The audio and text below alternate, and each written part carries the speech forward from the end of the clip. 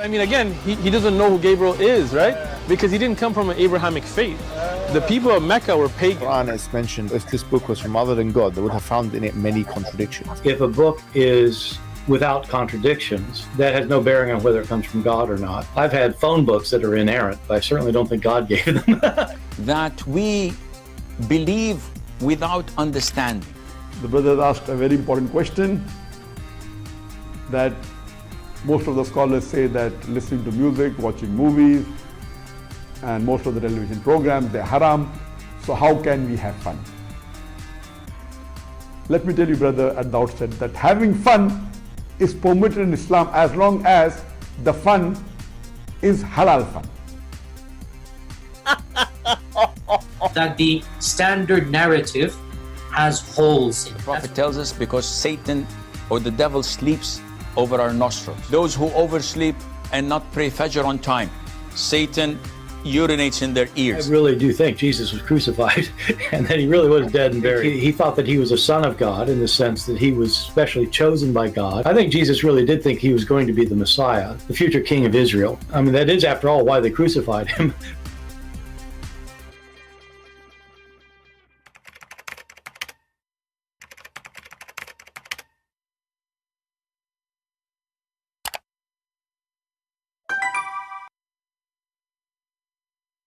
Hello everyone, and peace of Christ to all of you. I hope my voice is coming good and clear. Please invite your friends.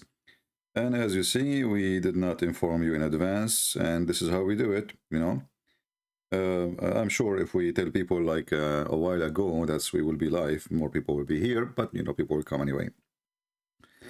Before we start, you know, somebody just posted a comment, and you know, here we have a lot of hyena. You know the hyena?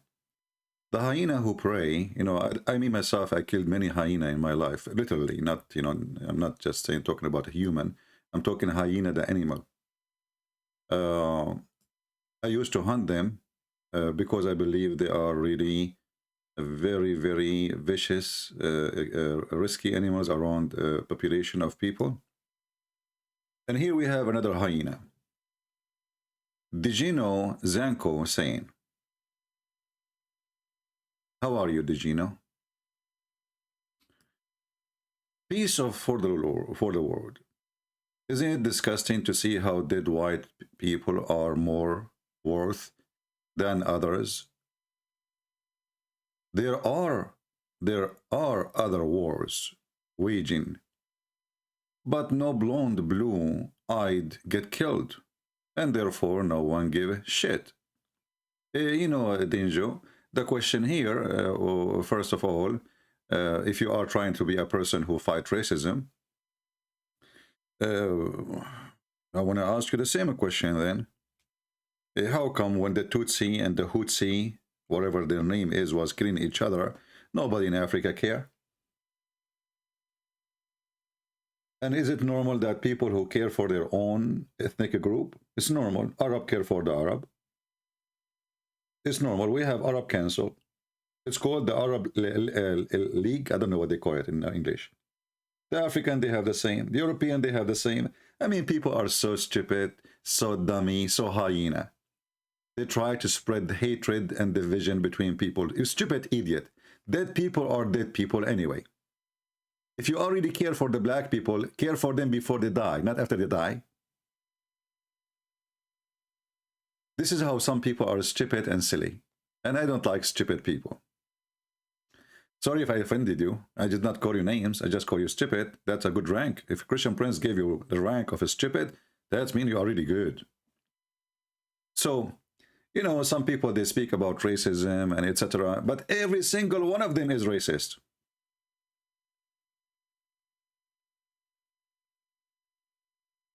There is racism everywhere. There's black racist, white racist, Asian racist. Actually, me, myself, once, I was going to rent an apartment or a place in Airbnb in the Philippines. They refused my application. I could not understand why. Honestly, I could not understand why. Then later, he accepted me, the owner. So I told him, why you refused me? You know, because he have to approve you. And then he accepted me. He said, I thought you are a Filipino. honest to God. He said to me, I thought you are a Filipino, and he is a Filipino.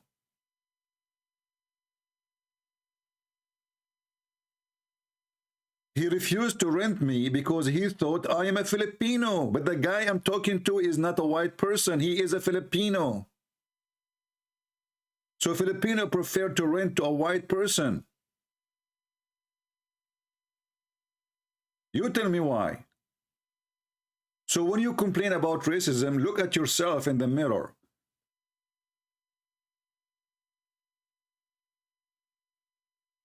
And now I told him, what do you see? He did not dare to say anything. He said, like, yeah, he regret anyway, because after he saw me for real, he said, what the heck, this guy will destroy my house. You know?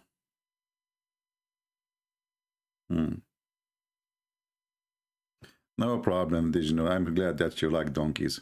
Actually, donkeys are very, very nice animals, and they never heard. Have you ever heard of a donkey waging war? Seriously.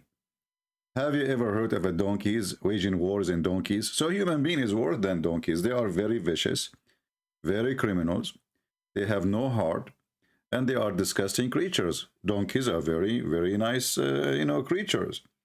Actually, I remember once we went in a village in the mountains, and the villager there, he told us, listen, the mountains here all look the same, so you will get lost. So take the donkey with you. We said what the donkey would do. He said, when you are done, you want to go home, just release the donkey and follow him. We laughed. We laughed. And you believe it or not, the donkey, not only he took us home when we are done, he took us in a shortcut.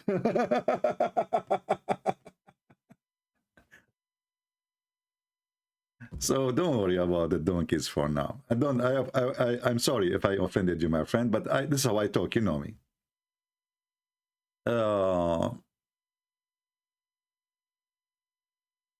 Racism for sure exists, and this is part of many human culture. But people, they deny it. People, they claim that they don't have it, and we are not racist. If you go to the Middle East, you go to the Arab, you will see the most racist people ever. And Arab discriminate Arab too, because depend which kind of Arab you are. I mean, there's Arab, they are Arab by name. I mean, we occupy them, we make them say they are Arab. Like an Egyptian, he claimed to be an Arab, but he is not, he's an African. So if you go to work in Saudi Arabia, they treat him as not only fourth-class citizen, they treat him like he's the maid, he is the driver, he is etc. So they look down at them. But both, they claim to be Arab. If you are a person coming from Eritrea and you claim to be an Arab, good luck. So people who speak, especially Arab people, they speak too much about racism. Muslims, they speak about racism and they are anti-racism, when all the Quran, all Islam is based on racism. All right. Now, are you racist? Let us say if I am racist. I believe, like I defend one race, I have to admit. Those are the children of Adam and Eve. So if that is okay for you, it's okay. If it's not, who cares? I believe that we are, as a Christians, if we believe in God, believe in Jesus, then believe that all of us, we are the children of one man. So how you can discriminate your brother from the same father? Racism is an illness, is a sickness, is a stupidity, is a sign of weakness in the mind of a human being. And always people, they try to find a way to get support, and sometimes they do it in the wrong way. As an example, if I wanna, if I fight with somebody, he's from Africa, and I am not African, they say, hey, Arab, white Arab, the African are attacking us. Allahu Akbar Takbir. Then the Arab, they join me, because now we are under threat. All of us, they are attacking us, So racism was used through history of human being to gather support, to launch armies, because all of it is based on racism. The Russians are invading Ukraine. This is racism. There's a race, it's called Russian, and there is a race, it's called Ukrainian. Yes, both of them, they look the same, maybe. But it is two races fighting each other. So people, they deny it, but it's real. This is reality, especially in wartime.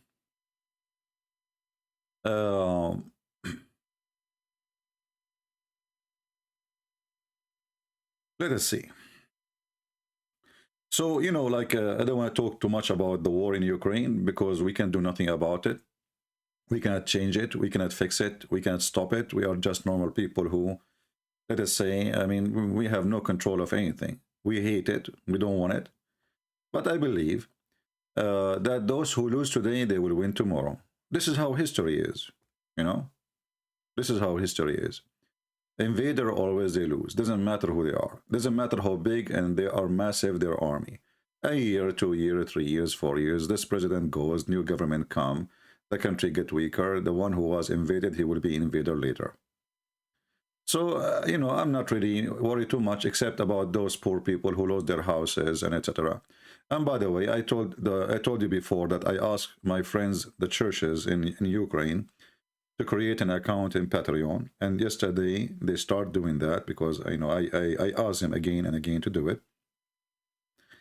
And now they made an application to Patreon. And when they are approved, and maybe they will not be approved, you never know, because now there's a war in Ukraine. So they might say, oh, we don't trust you, we don't, etc. You never know. I hope they will approve them. As soon as they approve them, I will give you a link. And here, remember here, you are not supporting Russia, and you are not supporting Ukraine, and you are supporting people who need food, people who need shelter, people who, you know, families. This is a church, this is not an army. And they help everybody. Actually, most of the members of the church, there's ministers in this church, they are Russian, just to let you know. There's ministers in this church, they are Russian. Because many people, they think that, you know, Russian really, they are attacking, I mean, the appearance, yes, but in reality, it's so different story. Anyway. So today we are going to talk about Islam, and you know Islam is my favorite topic, and I think it's your favorite topic.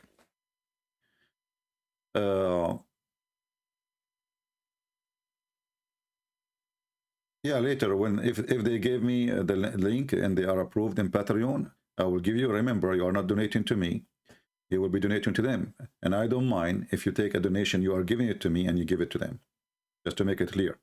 So. If you are hesitating because, oh, I'm giving you a donation, I cannot give donation to 2 people, will take my donation and give it to them. I will live, I will survive, and there is people who they are literally dying there. You know, when we say we ask Imam and nobody answer, that is not a fiction, that is you know, the truth. And actually, I'm going to open my Skype. I did not open my Skype for a while. So if there is any Muhammadan, any Abdul, he think really that he is an Imam. In case you do not know what Imam mean, Imams is supposedly a Muslim cleric, somebody he have knowledge. Sometimes it doesn't mean even he's a sheikh. It mean he is, he can somebody lead the prayer. Sometimes can mean that. But when we say Imam, we mean about people who they claim that they have knowledge and they can explain Islam to us.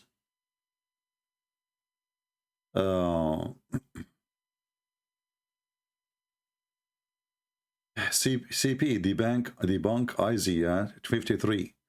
Jews don't believe it was about Jesus. My friend, why I will be worried if the Jews believe it is about Jesus or not?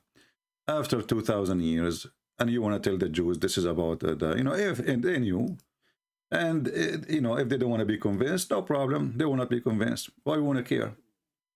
Why will be worried about it? Most of the Jews already they are Christians. Most of the Jews already are Christians, and the first people who believe in Jesus, they were the Jews. So why you wanna, you know, why you are worried about them? They themselves, they are defeating themselves when they reject Jesus. And you know, like if the Jews are waiting for Jesus to come, according to them, Jesus will come in a donkey. Okay, so in the year 2022, or maybe 50 years from now, or 100 years from now, Jesus will not be coming driving Tesla. He will come on a donkey. Now ask yourself, if Jesus, the one they claim to be the true Jesus, he come to them today, what they will do?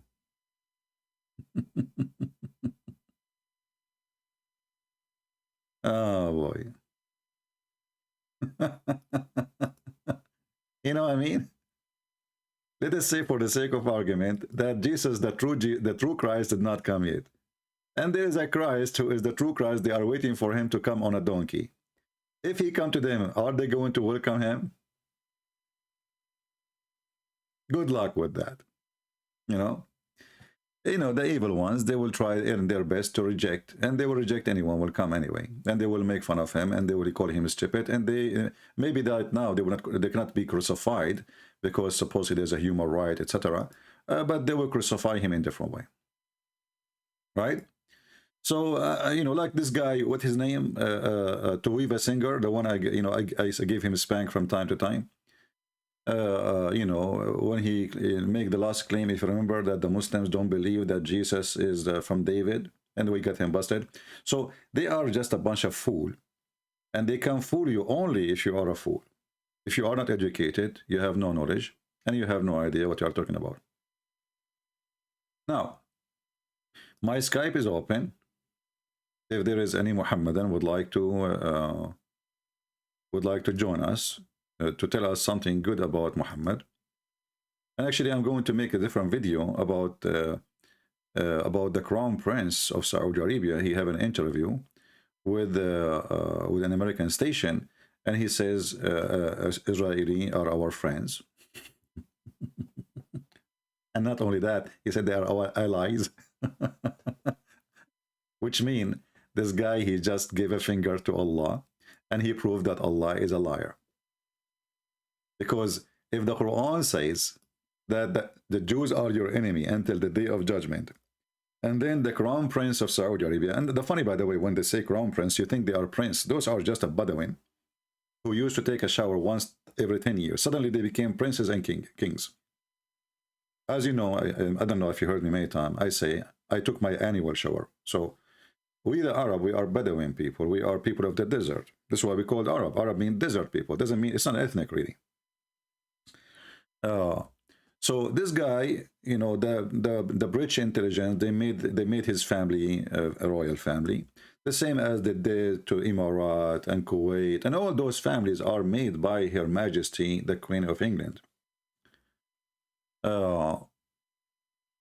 When he come and he make a statement like this, that the Jews are our friends and we have no problem with Israel, and even we will become like united in opposing our enemies. And as you see, this is the Quran in front of you. This is the Quran in front of you. The Quran try always, the same as every politician. Muhammad is a filthy politician. He practiced divide and conquer. Divide and conquer, At the same now, Putin, he do that, he tried to divide so he can conquer. So now he tried to divide the Ukrainian so he can conquer Ukraine. The purpose of the division, he don't care really for which one of you, the one who claimed to be Russian and the one who claimed to be Ukrainian. The purpose is we will take over the whole country and all the resources will belong to us and we will control this country forever. And the Quran is the same, divide and conquer. So Muhammad in his time, he tried to divide the Christians and the Jews so they cannot be united in front against him. And then he appealed to the Christians because they are the majority, the Jews are the minority and they are small. So he's not worried too much about them, but he don't want them to be united because they have money, they are rich. So he said that the most close to you are those who they are Christians, but later he killed the Christians. So at that point, he was making the Christian relax. I'm not your enemy, The same as Putin when they, when Macaroni and Battaroni, they start visiting him like puppies, and they are stupid for doing that. He was telling them, I'm not going to invade tomorrow. Oh, I'm going to, we love Ukraine. We are one people, don't worry about it, Second day he went there. So Muhammad, he have the same strategic, and he claimed that the one is talking is Allah.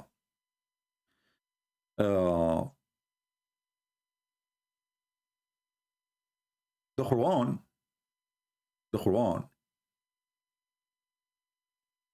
in chapter 5, verse number 64, speak clearly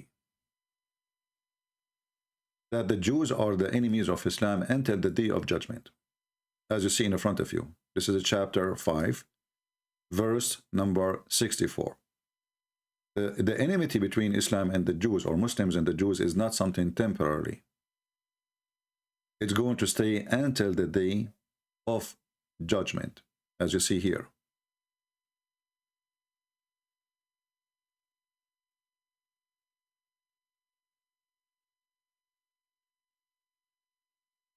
And Islam claims that the Jews are the one who raise war. Islam is not. You know, Islam is a good religion. They are a peaceful religion. The Jews, each time they make a war, Allah, He extinguish their war. But it's not working, obviously. Islam is a religion of war, and there's war everywhere. Like, you know, we see now there's a war in Europe between Ukraine and Russia. But even that one involved Muslims, and Muslims really, they are very grateful for Putin for this war. But this is because of their foolishness, because sooner or later Putin is going to take over them. Actually, Putin, he called the Saudi prince, and he made a clear threat for him. Don't ever move your tail. I can take your Saudi Arabia and nobody dare to move. As you see, look what happened. I moved into Europe, I moved into Ukraine, in the border of them, and they don't dare to touch me. So now the Arab, they understand that Putin, he can take any Middle Eastern countries. He can take it so easy. I mean, who is going to stop him? The NATO? The NATO, they betrayed their own people. They are European like them. So they want, why America would defend the Saudi? They will not. Why they would defend Qatar? They will not. Those people, they know the Western, they understand the world as a business. And Muhammad is the same. He's a businessman. He used the title of a prophet to earn the authority without being chosen as elected person from the people, but he is elected from God. And then whatever Muhammad he say, people, they have to obey. You do not need to discuss and negotiate. You do not need to go to, you are wrong, you are right. Nobody can say you are wrong, because now the one is talking is Allah. And this is a very smart, evil way to be in control, because now you are doing what Allah said. Are you saying to me Allah is wrong? Who dare to say so?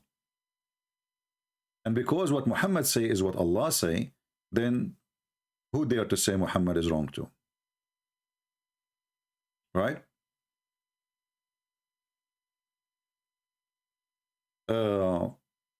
Our Skype is open. If there is anyone who would like to join us, please feel free. All right? And we would like to hear you. Let's go back here.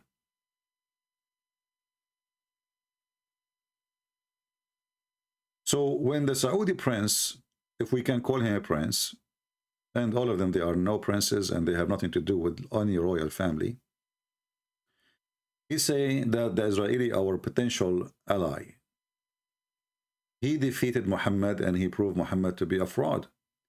Because Muhammad, he predicted, as Allah, he told him that the Jews will be your enemy until the day of judgment. And now what we see, that Emirat consider that the most important friend,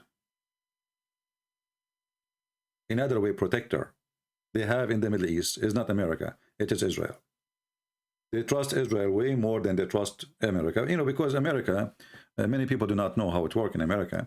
In America, there's the reason there is no stability of a friendship, as we call it, because every few days, every few years, sorry, we have a new president, and this guy, he switched 180 direction.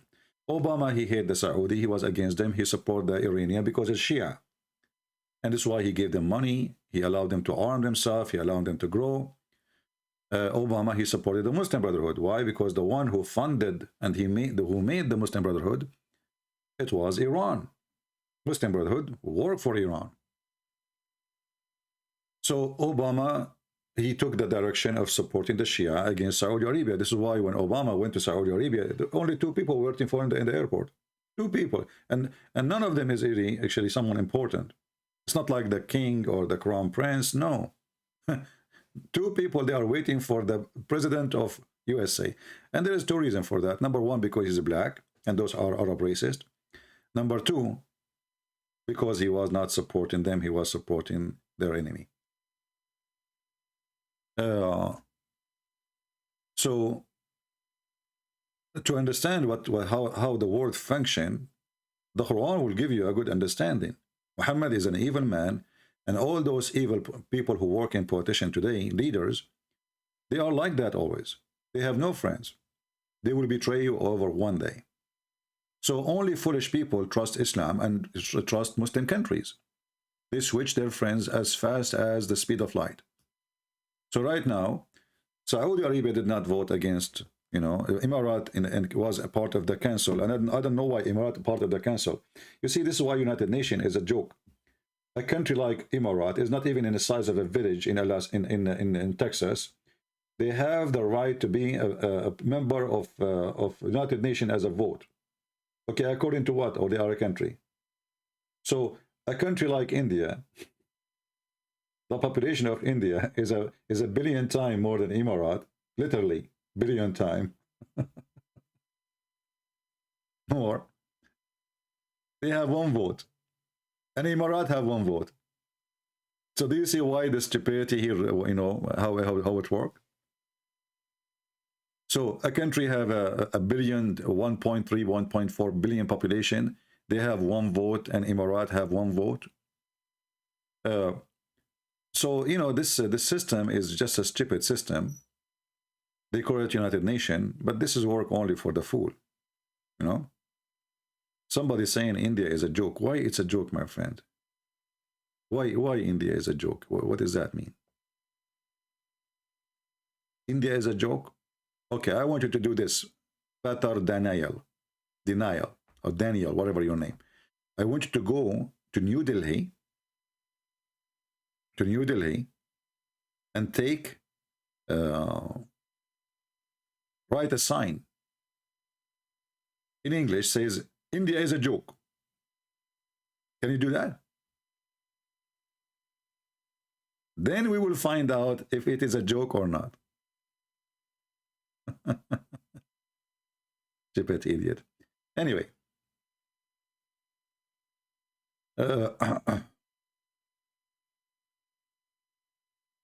Until now, we don't have any brave Mohammedan who dare to call us or to join us. And yeah, our friend here, he decided that India is a joke. Yeah, true. Yeah. ICP, Free Syrian Jihadist Army in Idlib, asked to go to Ukraine to fight Russia. Okay, so what? So what? I don't want to talk about Ukraine today, but my friend, don't be hypocrite. If Mohammed Putin is asking the Chechen to bring their army, why the Ukrainian don't bring the Muslim from Syria to fight the Muslims? I don't see any wrong with that. Didn't Vladimir Putin invite tens of thousands from Chechen with their drugs? So how come it's okay for him to do it? It's not okay for them to do it.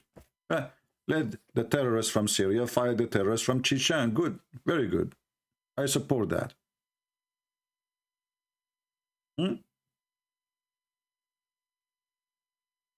Anyway, don't be a person who suffers from lack of intellect. Those are people under threat, and their enemy is way bigger than you can imagine. So anyone who supports them, he will be welcome. Right?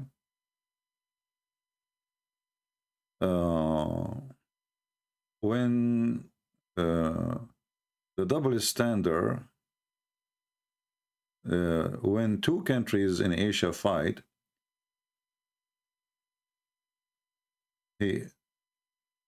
what? I'm trying to read what this guy is saying. When two countries in Asia fight, we don't do much. People are people. I wanted to point our underlying racism that's obvious exists in the West. My friend, you are again an ignorant and you are a fraud. And I will tell you why. If we ask right now, who is #1 countries in the world take refugees? Somebody can tell me the answer? I will give you some just to help you. Is it Africa? Is it Asia? Or it is Europe? Somebody help me? Be honest. Don't take a side. Who is number one in the world? They spend trillions of dollars, not billions, on refugee. Who is number one target for black African to go to? Do they go to Arab country? Do they go Saudi Arabia? No, because they will mistreat them. They will not even allow them to enter. They go to Europe. So don't be stupid and don't be hypocrite. Dummy. If I go right now to Africa and I want to be a refugee, what they will do to me?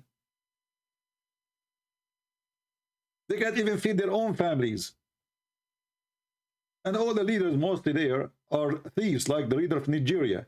The biggest African country, sadly, is the most corrupt countries in the world. Nigeria, Ethiopia, you name it. So don't talk about racism. You kill your own people. We go to Asia, it is the same. It's the same. Watch any Chinese movie. Any Chinese movie. Actually, I saw a Chinese movie in YouTube. And they were the guy, the two ladies, they were talking about the guy who is supposedly a good fighter.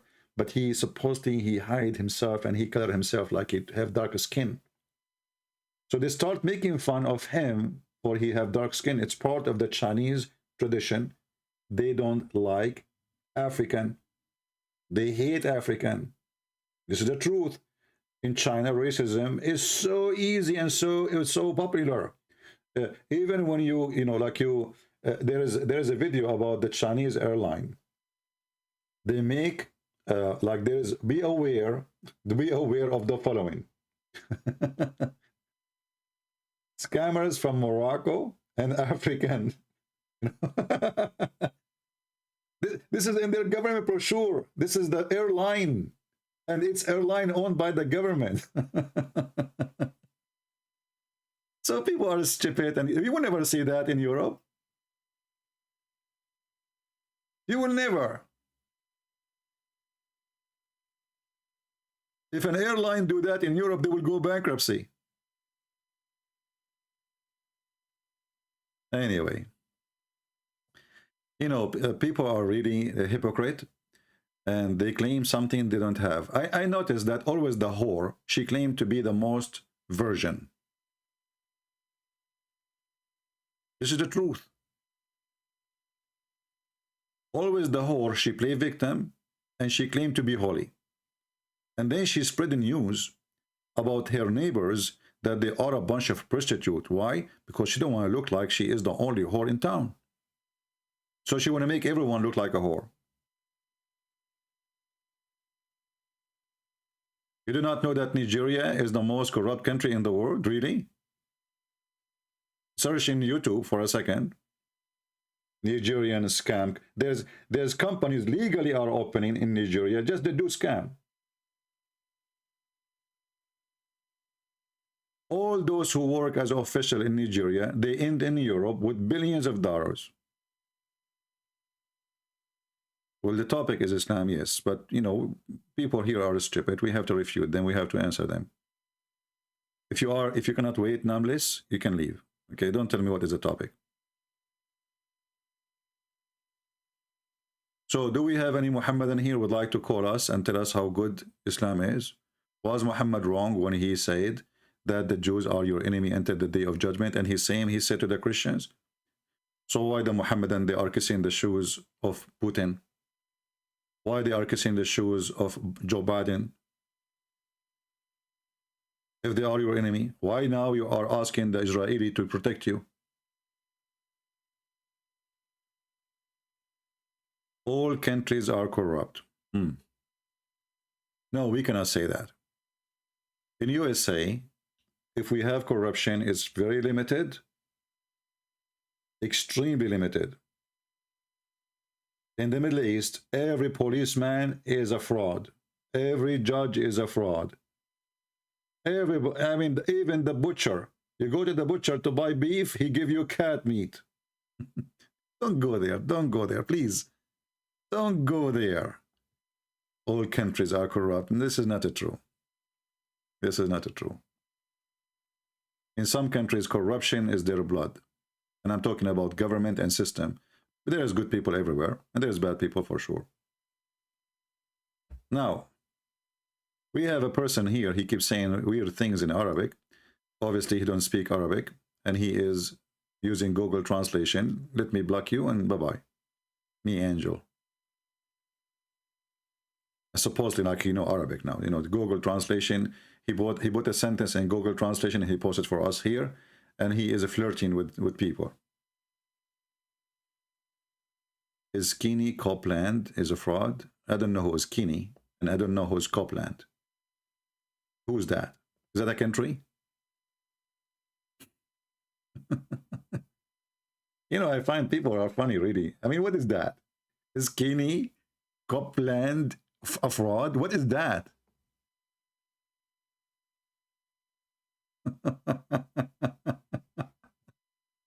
What the heck is that? Is that a drink? Anyway, people are really funny, and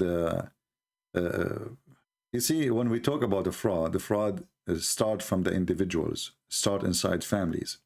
So if you have a mother, you go to the neighbors when you are a kid, and you steal an apple, and you come back and say, "Hey, mom, look what I got from the neighbors." She said, "Oh, go more, get more, get more." Okay, here we go. She just created a fraud, created a thief. So theft and corruption and drug dealers, they are created since they are children, not later. You blocked me. I am an ex-Muslim. Oh, okay.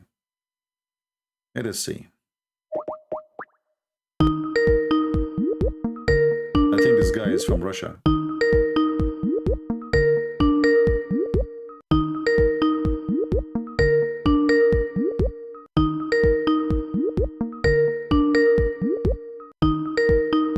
Well, he is not answering. Hello? Can you hear me? Yes, I hear you, my friend. Go ahead. What do you want to say to us? Hello? Hello?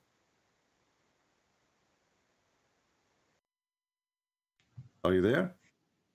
Can you hear me? I hear you. Go ahead. I don't know. I think you have a problem. Let me be sure that Skype is working fine. I will check the audio. Yeah, it's working fine. He has difficulty from his side. Let us call him again one more time.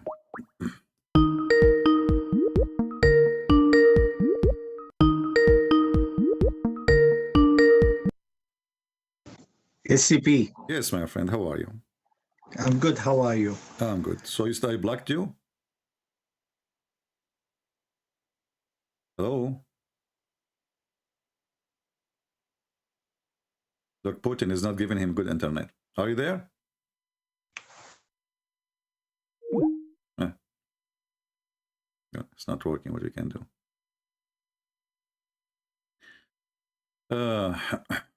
Do we have any Abdul, any Muhammadan would like to call us and tell us something good about Muhammad?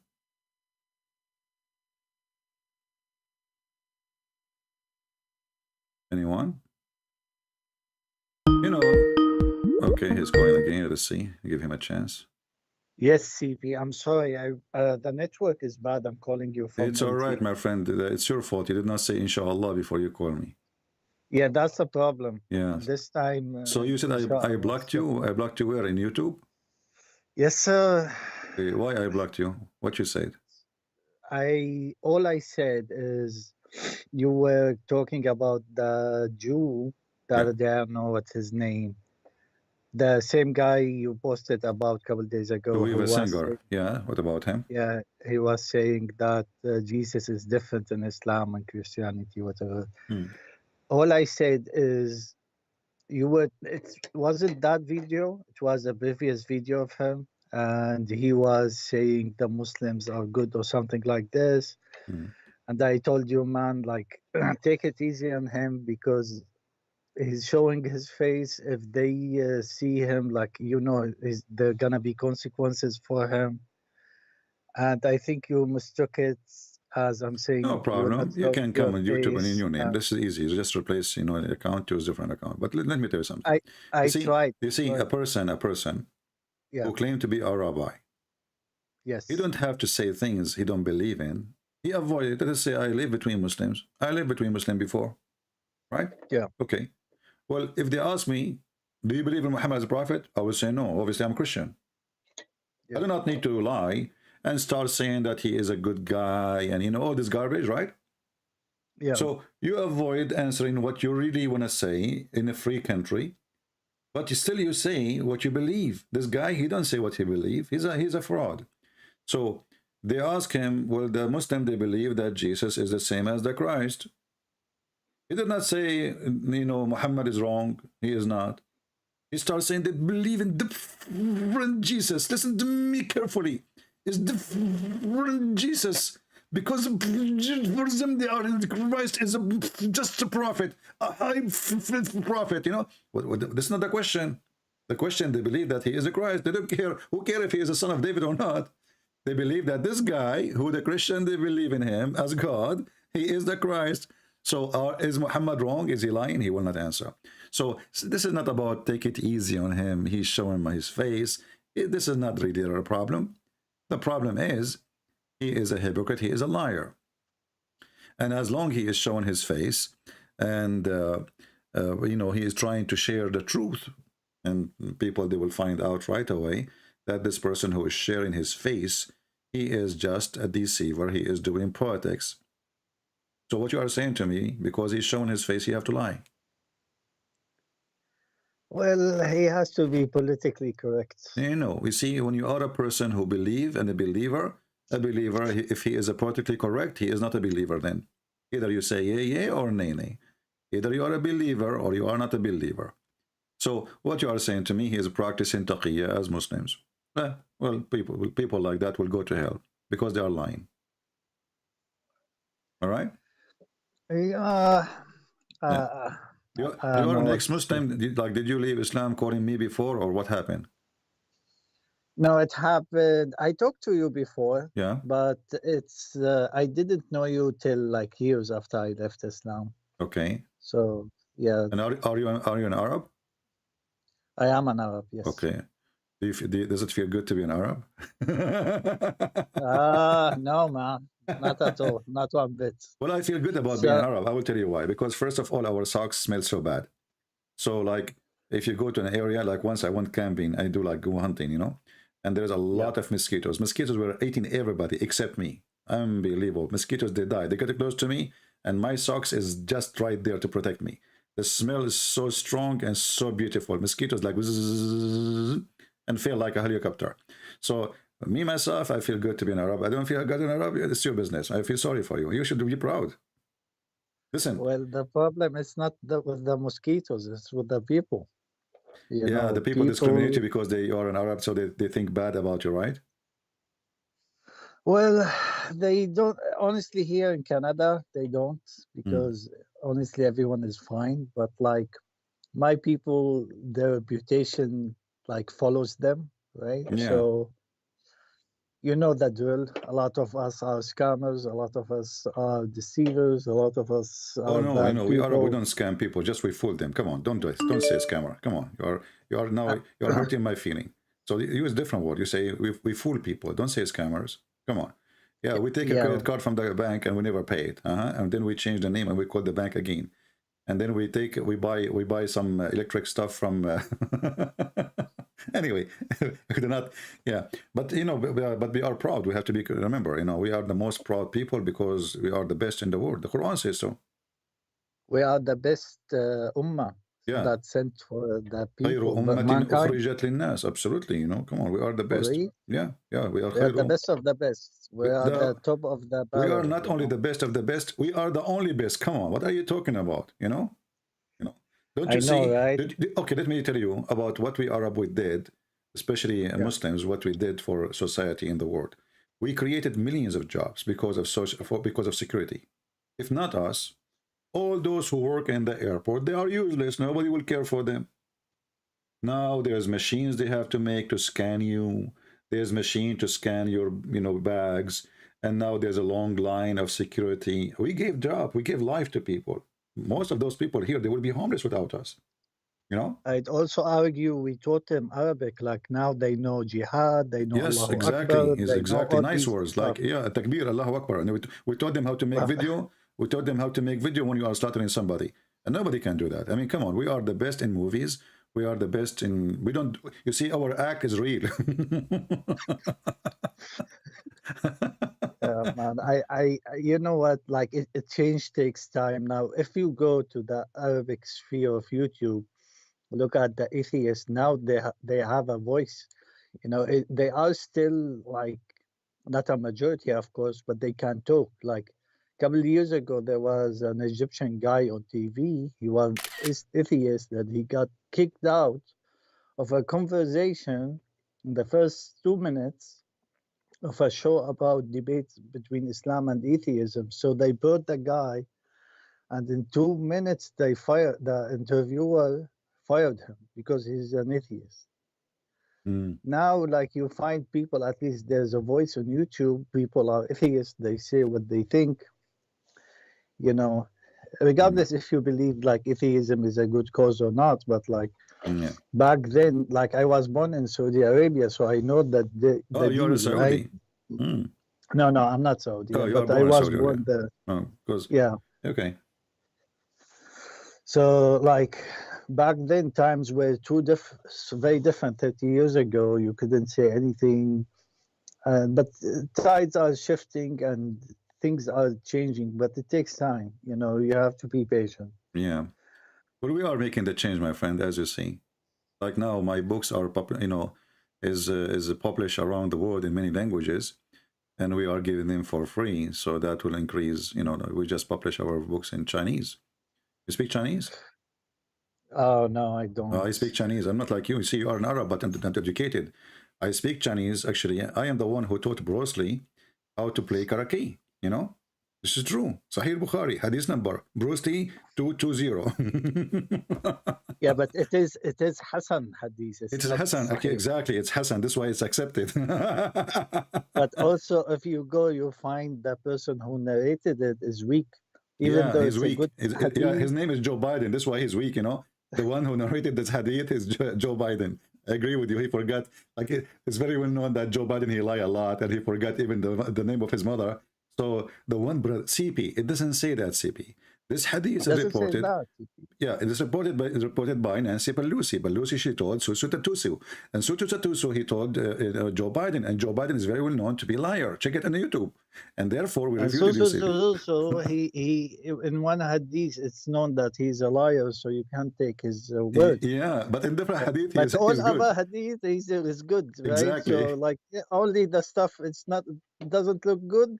Yeah, he's not. He is a liar. Right? Exactly. So you know, like, unbelievable. What a stupid religion. Anyway, my friend, I will see later after I finish. Maybe if I can unblock the name. If you can type your name for me in Skype after you finish, so I will look for it and try to unblock it. All right. And I have one last request from you. Okay. I know you're doing. I don't have more versions. Sorry, we are out of versions for today. You have to call tomorrow. Oh, yeah. How did you know, man? Well, you are an Arab. What you are going to be thinking about? We know what we Arab we like. Oh man, I love an Arab guy. He have a request. What is going to be a book? No way. You know, like to take pictures for Eiffel Tower. No way. To go in a trip to see the Tibet and the beauty of them. No, he want versions. Come on, we speak the same language. Look how the Prophet be upon him. How smart he is. He like took straight to the jugular, right? Like he cut it straight. He didn't tell them anything. Just go there, you will find big boobs. Yeah. Doesn't even say a woman, just cut straight to the chase, right? Well, like, actually, just to be honest with you, I mean, what a man he want from a woman except her boobs. Come on, you know? So well, the people who like the bottom too, but like yeah, but I mean, no. I will tell you why the boobs are the one. Muhammad, he goes straight to it. First, there's nipples. There's nipples, and nipples which you can hold to. So let us say there's a flood. There is a Noah flood again, and those boobs are so big. You know, if you have a woman, she have such a big boobs, you will be floating over the water. Everybody will be drowning, including Joe Biden and Putin. There's no boobs around them. So But the one who have those big boobs, he will hold from their nipples. If you cannot even hold them with your hands because they are big, use your teeth, okay? Just an advice, you know, I mean, it's up to you at the end of the day, how you It's a hold it. floating device, like it has multiple purposes. Exactly. So the Prophet Muhammad, peace upon him, is trying to find a way to keep you secure. Same time, did you watch the movie? Like, you know, there's a movie I saw once, that Al-Qaddafi movie, what is called? I don't know, I forgot the name of that movie. The dictator or something like Yeah, this. the dictator or whatever, yeah. So Dictator, yeah. yeah, so one of his bodyguard, she broke the concrete with her breast. So if somebody attack you and you are at risk because you make books against somebody, you know, for sure Islam is peace, not Muslims. So those women, they can hit the person with their boobs and they shatter him pieces, you know. Yeah. Yes, they are bodyguards. Exactly. No, the boobs itself, the bodyguard, not the women. Women, they cannot do anything by themselves. It's the boobs. So we can say that those boobs they have many benefits. There's milk, there's wine inside them, and they are big, and they are so huge and round, and they can destroy anything in their way. So thanks to Allah, He is the only God who thought and figured out our needs. So we are very grateful. Now you reminded me of something else. So what I wanted to ask you about, beside the virgins, which you killed it for me, okay, is I know you're doing a great work in your channel. I wish to see you on other channels. So there is Modern Day Debate. I know you don't like this formula, but the other day I heard him saying he would love to host you and hear what you have to say. I think your voice can reach other people because some people flag your channel and then it doesn't get as much recommendation and people don't know about you. But like if you were available, other platforms, people could reach to you and hear your voice even if you get flagged here. Well, you know, for me, I don't really, I'm just a one-person team. And I don't find myself teaming with others because, you know, I don't know, I do my things in a different way. However, think about it. Think about it. If I accept one person, I have to accept the rest, and I get an invitation every day. And then, some people, they have a big, huge channel like 600,000, 700,000. So if I accept one person, I have to accept the rest. I don't care really how many people they watch. It's okay.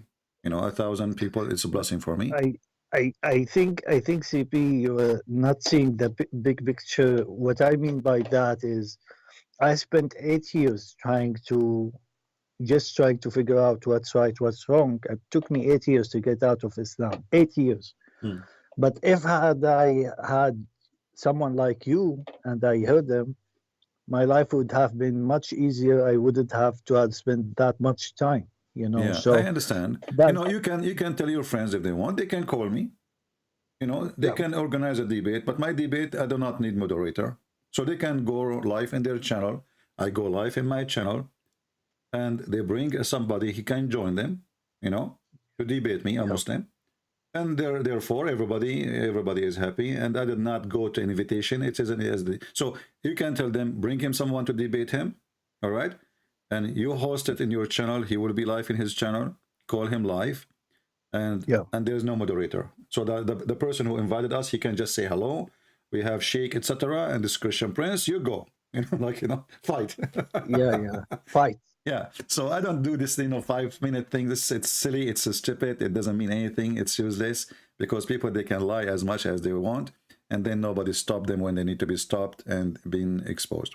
Anyway, my friend. Well, I mean, my last request is I always hear this story about King Solomon when they discovered that he's not Solomon because he's doing so much good work in the bed. Can you just share the reference for that one? I want to share it with my family. Okay, no problem. I will look for it right now, and I will put it in the screen for you. All right? Yes, thank you so much, CP. Have a good day. You're welcome. Take care. Bye-bye. All right. So he won the reference where Solomon, he discovered that the wife of Solomon, they discovered that he is not Solomon because he's so good in sex.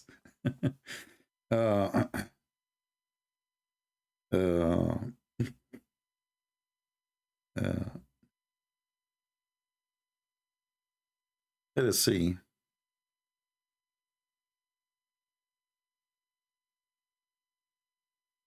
We are looking for the reference. And as long as you speak Arabic, that will make it even easier for me. I can give you the Arabic reference.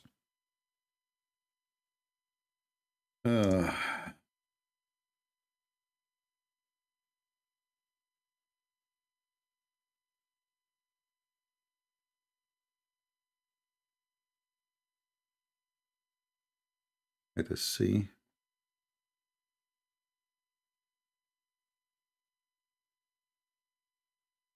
Okay.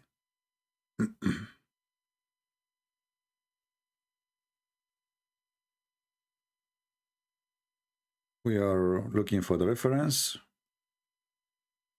about Shaitan taking the look of Solomon and he's having sex with his wives.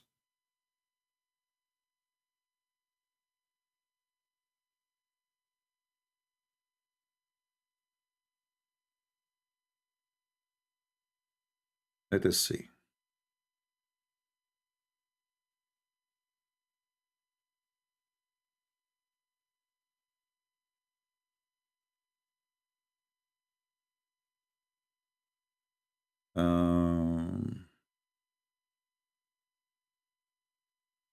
You know, what we understand from Muhammad's stories, that Shaitan is very good in sex.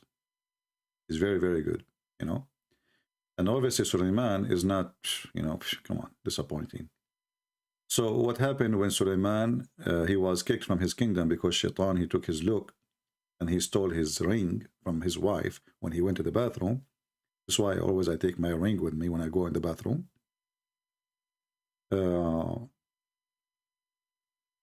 Shaitan, he took his look and he started having sex with the wife of Sulaiman. And then the wives did not notice that he is not him because he looked exactly the same. Exactly the same person. His eyes, his voice, his height, everything. But they found out that this person cannot be the husband which they knew, for he was so good in boom boom. Okay.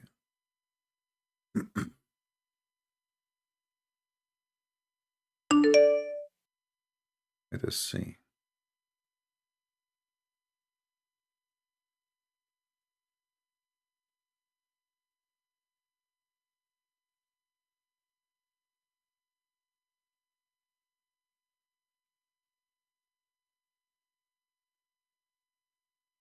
I have the reference already, but I'm trying just to find a good website, an official website.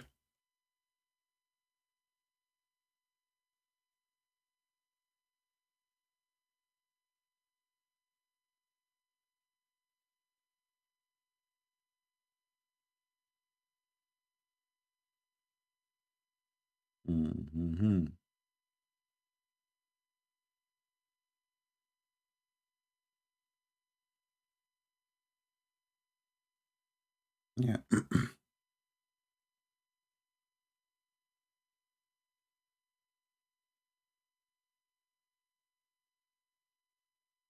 There is somebody trying to call. If you are not a Muslim, don't waste your time. I don't take calls. I take it only from Muhammadan.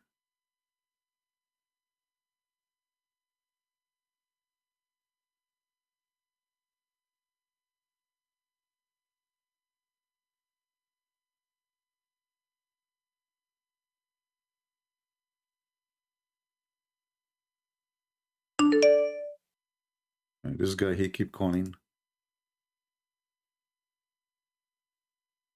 Hey man, I'm a Muslim. I would like to talk to you. Okay. We will pause the reference. Hello? Yes, my friend. You are a Muslim? Yes, I am. You are laughing already. How come? That's good. Yes, yes. Why you are Yes, laughing? I am a happy man. You are very happy. Why you are very happy? Without Jesus. No, I'm joking. Are you a Muslim or not? Yes, I am. Okay, so why you are laughing? Because I was trying to reach you and I couldn't reach you. But now finally you picked the phone up. Okay, so what do you want to tell us about your religion, my friend? what I want to tell. Yeah, ask me whatever you want. Well, we are talking about how the wives of Solomon, they discovered that Solomon is not Solomon, it was Shaitan having sex with them. What do you think about this story? Say it again. The wives of Suleiman had sex with Shaitan. Yeah. And then the wives, they discover that Solomon is not Solomon because he was so good in bed and Solomon was not. Oh. Where's the story? In the books of Tafsir. Can you show me? All right. Do you speak Arabic? No, no. But I understand a little bit. You understand Arabic? Okay, a little bit. Okay, let us see. Where are you from? From Arabia? I'm black, blonde, African American from Japan. Oh, okay. Barbar, Tunis. Okay. So here, let us see. We will go here, and I will show you some reference. Actually, you know what? I think I have a website in English. I have the reference in English. We can open that, but until we go there, here it says. Let's see.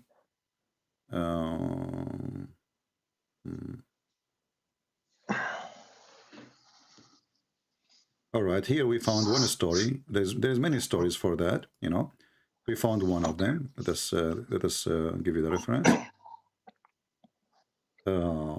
This is the book. It's called Fathul Bayan fi Maqasid al-Quran, or we can go to Fathul Qadir, very number 1 to 5.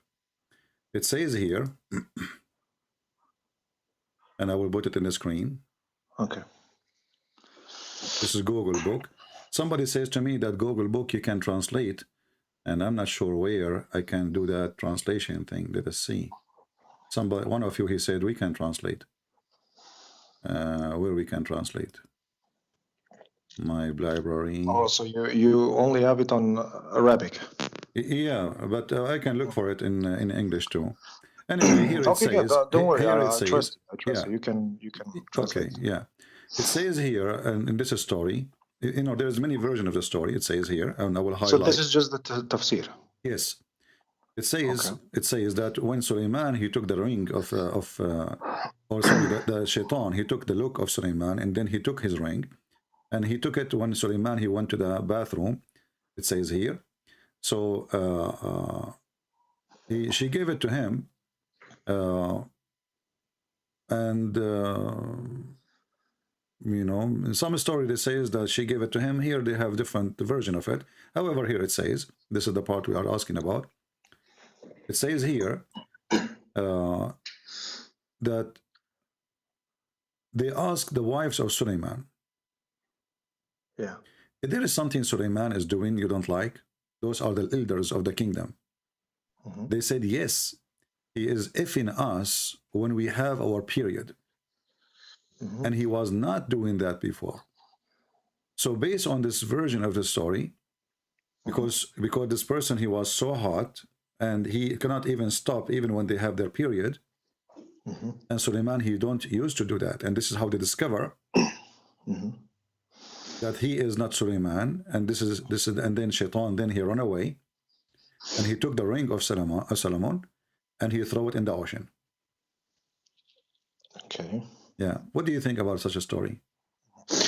Well, you say this is the tafsir. So if this is tafsir means it's the not translation, but how you say? So which means there must be an ayah about this story. Well, yeah, for sure there's an ayah, but you know the ayah here. Well, the ayah here is in chapter 36. The one is speaking about Suleiman. Allah, he made him lay down in his bed, and sorry, in his he was standing. He died standing. And nobody noticed that he is dead. There you can find all kind of reference. Let us go open it. It says,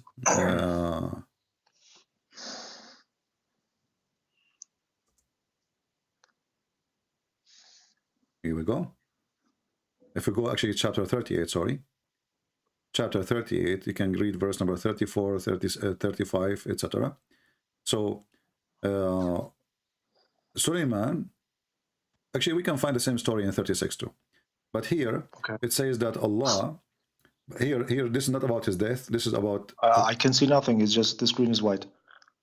maybe it's going to take some time to come to you. Okay.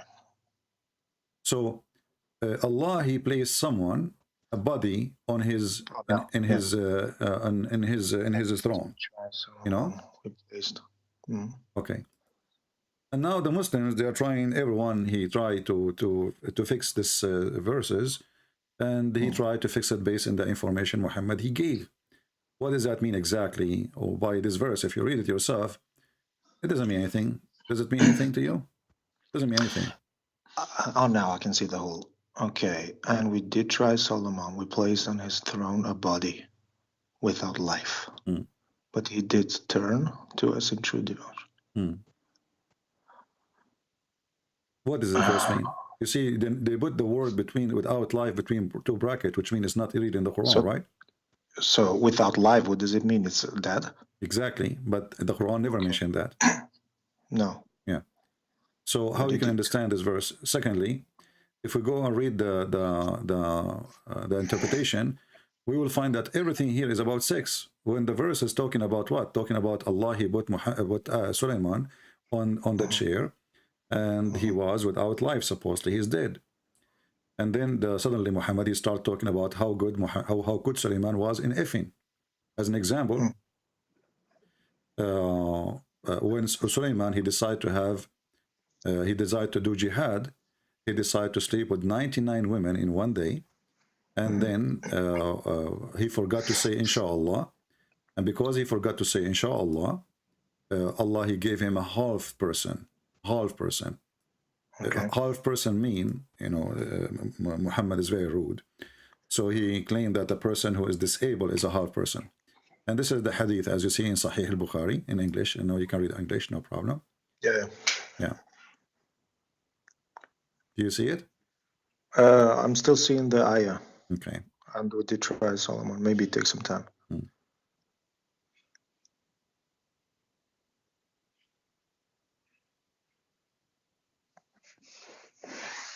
Do you see it now? Yeah, but not the whole one. Just the half. Solomon once. Oh, no. Okay, Allah is supposed to say, Solomon once said, tonight I will sleep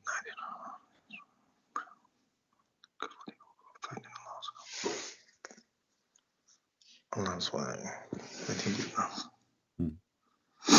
I went down the woman, but none of them became pregnant. It's a half man. Okay. Yeah, I don't know. What can I say about this story? It is a little bit strange, yeah, but I really never heard this. Now, we can find the same interpretation for the same verses, and we will find that the story is repeated many times, and repeated by the companion of Muhammad, according to them, from Muhammad himself, as they claim always. Because all knowledge is coming from those people. They never been with Sulaiman, including Muhammad himself, right? And then you ask yourself where the story is coming from. You know, what does that exactly mean? And Sulaiman, he want to have sex with 99 women in one night, and then he want to make them have he want to have babies from each one of them, so he can go and do jihad for Allah. How many women a man he can sleep with a day in one night? 99 women. You know. Yeah. So what do you think about this? Yeah, well, okay, the prophets, I mean, the Muhammad, he said he was given the strength of the 30 men. It could be that the prophets, 40, they have... 40 men. I know the hadith for 30 men. I don't know. No, 40 men. Okay, well, okay, then 40, like 40, like, you know, they have like the third eye opened, you know, so they have much power, you know, they are still... they are, you know, like stronger than usual people, you know. Yeah. And it could be, yeah, that they have like a high sexuality. But how Muhammad he got the power of 40 men? Do you know? How? Yeah. Yeah, Allah has given him. How he gave him that? I don't know, man. I don't know how he given them. Well, according to the story, according to your prophet, Muhammad, he invoked Allah. He invoked Allah. And he sent him a dish of kebab, you know, kaboob, whatever you call it. And after he ate it, he got the power of 40 men. Do you agree with that? No, I didn't know that. Okay, so what do you think about the So is story? the hadith about? Huh? Is a hadith about this? Yes, sure. Let me show you the hadith. Okay. Look, CP, I respect you, and I was watching your videos now for a long time. Yeah. And you know, before I'm just gonna tell you a little bit of my story. Before a long time ago, like 10 years ago, I was praying 5 times. Let me show you first the hadith. All right. Yeah. Actually, the hadith I found. Let us see here. And sorry for interrupting you about your story here, but just to confirm what we were talking about before we start. All right. This is Imta' al-Isma' al-Maqarizi, volume number 6, page number 126. Here it says that Muhammad he claimed that he was the most weak person between all mankind. Then he invoked Allah, and then Atani Jibreel بقدر يقال له الكفيت فأكلت منها أكلة فأعطيت قوة 40 رجل. Now there's a hadith, and you mentioned number 30. This is true. There's a hadith says 30, but the most popular one is 40. And here continue, it says in Ibn Sa'ad في طبقاته, you know Ibn Sa'ad, right? Very famous scholar. So I will translate here into English, so those who do not know English, they can read it. So according to the story here, Muhammad, he invoked Allah. He was the most weak person between mankind. And then Allah, he sent him a dish of sheer kebab. He ate it, and he got the power of 40 men strength for intercourse. What do you think about this? And how old was he when he got that power? Well, this is about after he became a prophet. I mean, he was obviously, I'm not sure exactly, but after he became prophet, which means he's more than 40 now. Yeah. Okay. So he invoked Allah for that. Yeah. He says that he was the most weak person between mankind in jima, in sex, you know. So, and then he invoked his God Allah. And then Allah, he sent him a dish of shish kebab. Okay. Well, that's nice. That means that Allah hears the prayers.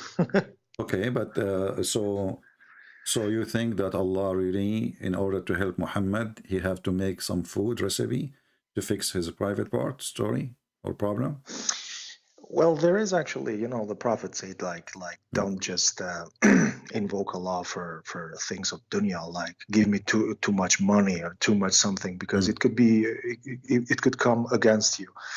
Okay. So I think this is kind of like that part, yeah. If you invoke Allah for something, then it could be that He gives you then too much, and yeah. So where that will lead us, my friend? You see, remember, you just said that your prophet says. But I don't see no problem that the prophet had. No. You just said. No. That's not the story. Listen carefully. Doesn't mean that Islam is wrong or not. My friend, listen. Yeah. You just said that the prophet says, don't invoke Allah to give you something for this life now, right? No, it's not like material, like money, etc. So no, it's okay to say, or just don't invoke him to say like make me to live very long, because you never know. You can live very long. I have a question for you. You see, we're moving from place to place. We start talking about Sulaiman, and then we end now. We are talking about Muhammad. But why the sex intercourse power is so important? Why the religion becomes so sexual, and why Allah? Isn't it the Quran says if Allah wants something to be, He say be? Okay. I'm asking you why is it done like that? I mean, I have no answer. I don't know. I'm not a sheikh. I don't know. But I'm sure maybe here is, you know, like I said before, I was watching your videos a long time ago, and you kind of like showed me the other side of Islam, you know, because I think the truth has always two sides, like, you know, like the moon, the shining side and the shadow side. So, and the thing is, I was starting having doubt and stuff, you know, because I doubt everything, you know, and I think about everything like too much, like, is it really true or not? And I'm interested in history, you know, and stuff. So after that, I started to doubt and stuff. But after that, I thought, wait a second. Maybe here, we live in the 21st century. Yeah. And in 21st century, we just talk directly. Like, what do you think? What do you mean? And we are talking about a text 1,400 years ago. So can it be like they been always talking like, how to say, like how you say metaphor, and metaphorically, or how you say, like they talk something else, but they mean No something problem. I will else, go with you. Because What is the metaphorically of because shish back in kebab? the days, What is the metaphorical of shish kebab? I invoked Allah. I was the most weak person. I'm showing it to you in Arabic. So I was the the most story weak of person. Suleiman. Sorry, Yeah. I mean the story of Suleiman. I mean, I'm sure here is not about just that story, but Allah is like trying to tell us something to learn from it. What we learned from that? Go ahead. Does Shaitan have a good penis? I don't know. I have to. No, I don't know the women's of Suleiman, were they all mu'mins, where they are believers? Because, for example, the wife of Lut, she was not a believer. So it doesn't mean just because he was a prophet, his family was a believer. So I'm asking you, were they believers? But this is me in the Quran is a stupid book too. No, hold on. You see, you just said that the wife of Lot, she is not a believer, correct? Yes, Okay. I think she is. Yeah, According to the Quran, she betrayed her husband, correct? I'm not sure. I don't know, but I just know that she was a believer. We will show you the verses. We will show you the verses. We don't. Yeah, we but don't, it's not. It's not no, so hold important. on. It's just, no, because there's something. There is something here. There's a problem, my friend. Listen carefully. For me, I think fast and connect the dots, so I can help you to connect the dots with me. This is chapter 66, and you are the one who mentioned that the wife of Lot, she was not a believer. According to the Quran, she was a betrayal. She is a bad person. فَخَانَت. You know what khanat in Arabic mean? She betrayed. So either she's sleeping around, she betrayed her husband, whatever it is. So she's a wife, she betrayed her husband. Is she bad or good? Bad. Bad. But this will be a problem. Why? Because the Quran in different verse says that Allah, He made a destiny that good women, they marry good men. Bad women, they marry bad men. So according to the Quran, there's no way a bad man will marry a bad woman. And there's no way a good man will marry a bad woman. But what happened is the opposite. As you see, everything is, is messed up. Let me open, I'm just trying to close some pages on my screen. There's too many. Open. Here we go. We will go here. And we will close some pages so we can open more pages. Give me a second. So now if we go to the Quran, again, we will find this. It says, الطيبات للطيبين الخبيثات للخبيثين. Okay, what does that mean? Bad women, they marry bad men. It's a destiny. It's not a choice. Allah, He made a destiny. Here we go. This is the verse I've written in front of you. Chapter 24, verse number 26. As you see, bad women, the translation here is funny. So it says women impure are for men impure, and women impure. This is a stupid translation. This has changed. Because khabithat doesn't mean impure. Khabithat is mean a bad person, evil person. So let us go to different translation. Let us see this guy here. Sahih International. Let's try it. Here we go. Oh, now I can see evil. You say, look at the translation. Evil words. Women are evil words. Evil women for evil men. Have you ever heard of a man marrying a word? I mean, Muslim translation is the most funny, stupid ever. Let us change the translator. So the women now, they became a word. Women, they became a word. Remember that. Let us see Muhammad as a translation. Okay. Corrupt women for corrupt men, and corrupt men for corrupt women. Do you see it? Okay. So it's a destiny. Allah, He make what a is corrupt what women. is the I think this is your the problem. when you understand things. I think you just, if you want to understand the text, or if you want to understand something, you just need to look for the whole context, and to look at that text neutral. I think you're not looking neutral. You're just looking for. I'm asking you to what you look the want to way. see. I'm asking you to look the way you want. Don't tell me how you want to look. Yeah, but just don't take the text. The Quran says, what's the topic here? What it's mean? Yeah, what but it's what's mean? the topic? No, the topic is we were talking about sex, and then you mentioned to me the wife of Lot, right? The wife, his wife, she was a disbeliever, and now we have a problem because if his wife, she was a disbeliever, and Allah made a destiny that a bad woman, she will not marry a good man.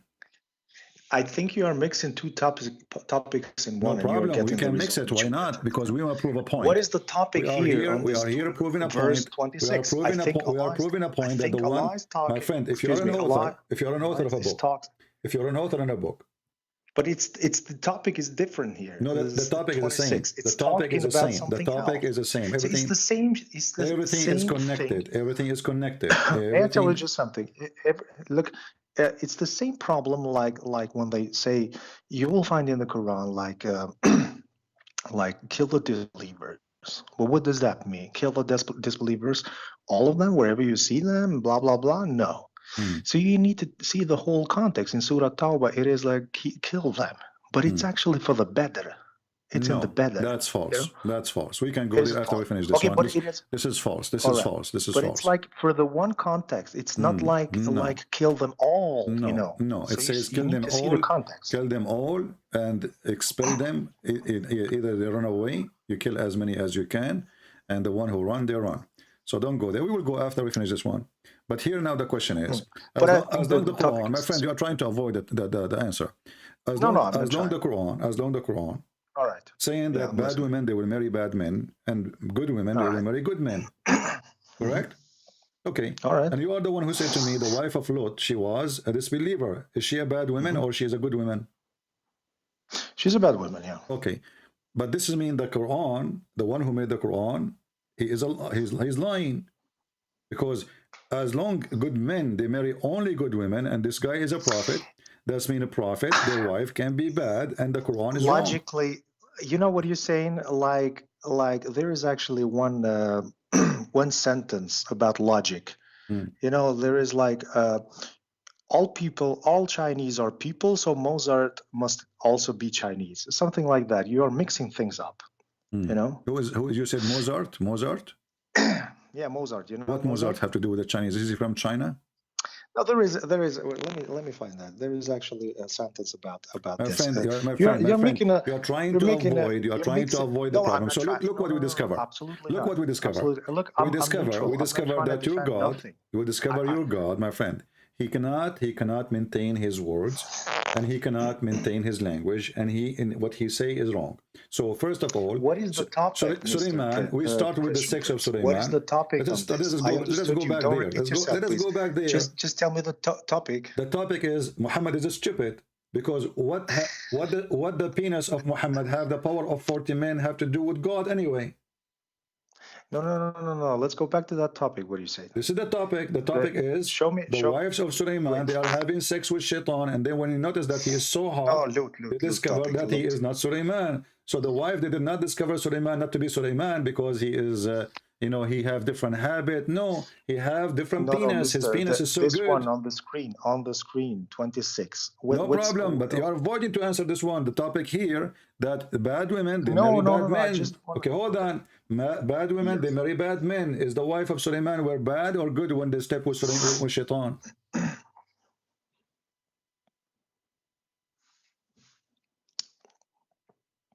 You didn't understand me, or maybe you're just avoiding. My friend, this is not my problem now. You are trying to avoid anything I give to you. No, I'm not trying. So when your prophet says, when your prophet say, I was the most weak person between mankind and sex, and then I invoke my God Allah, and he sent me a dish of shish kebab, I ate it, I get the power of 40.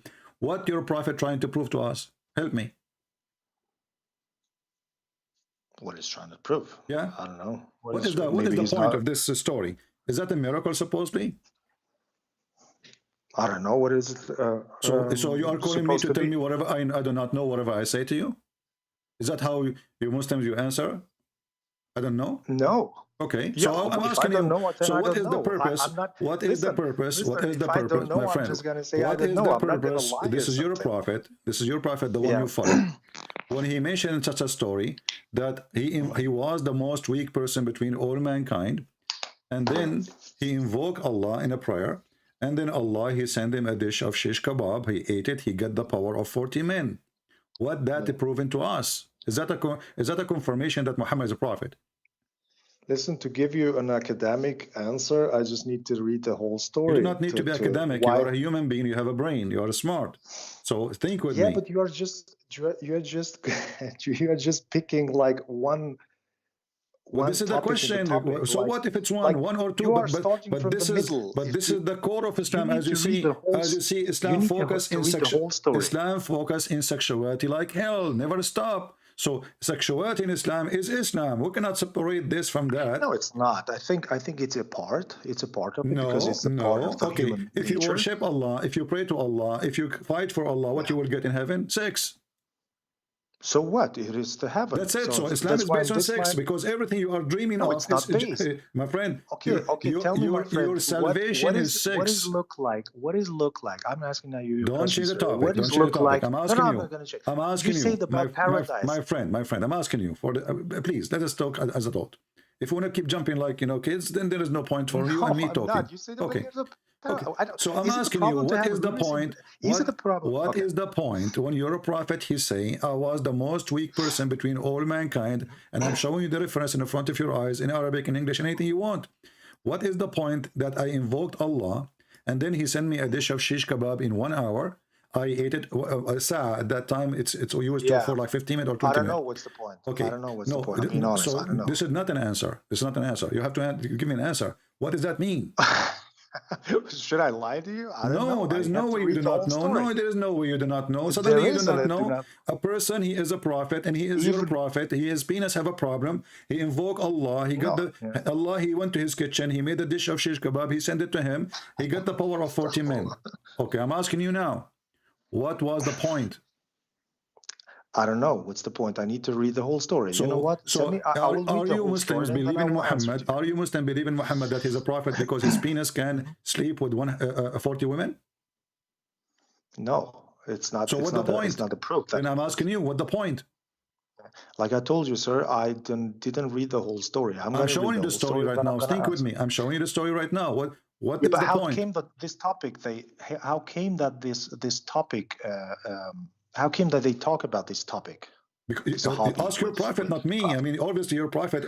You're a prophet, and maybe a guy. Obviously, they are obsessed with sex, or they are obsessed. They have a sex obsession. Yeah, this is your interpretation. No, I'm not giving interpretation. You are the one who's asking me. I give you the answer. Give me your answer. You tell me I don't know.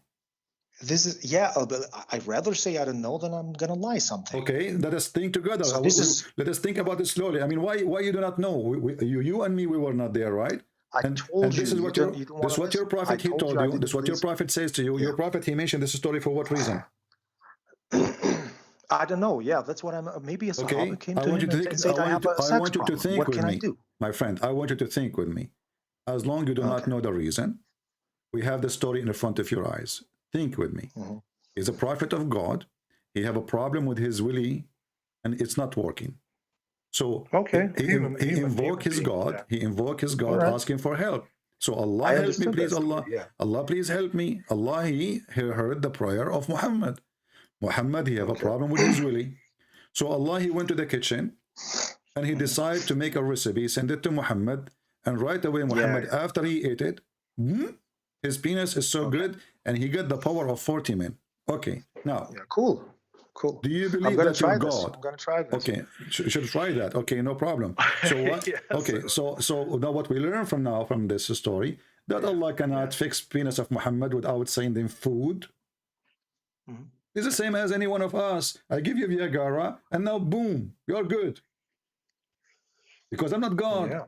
So if Allah is God, why He is sending a dish of shish kebab to Muhammad?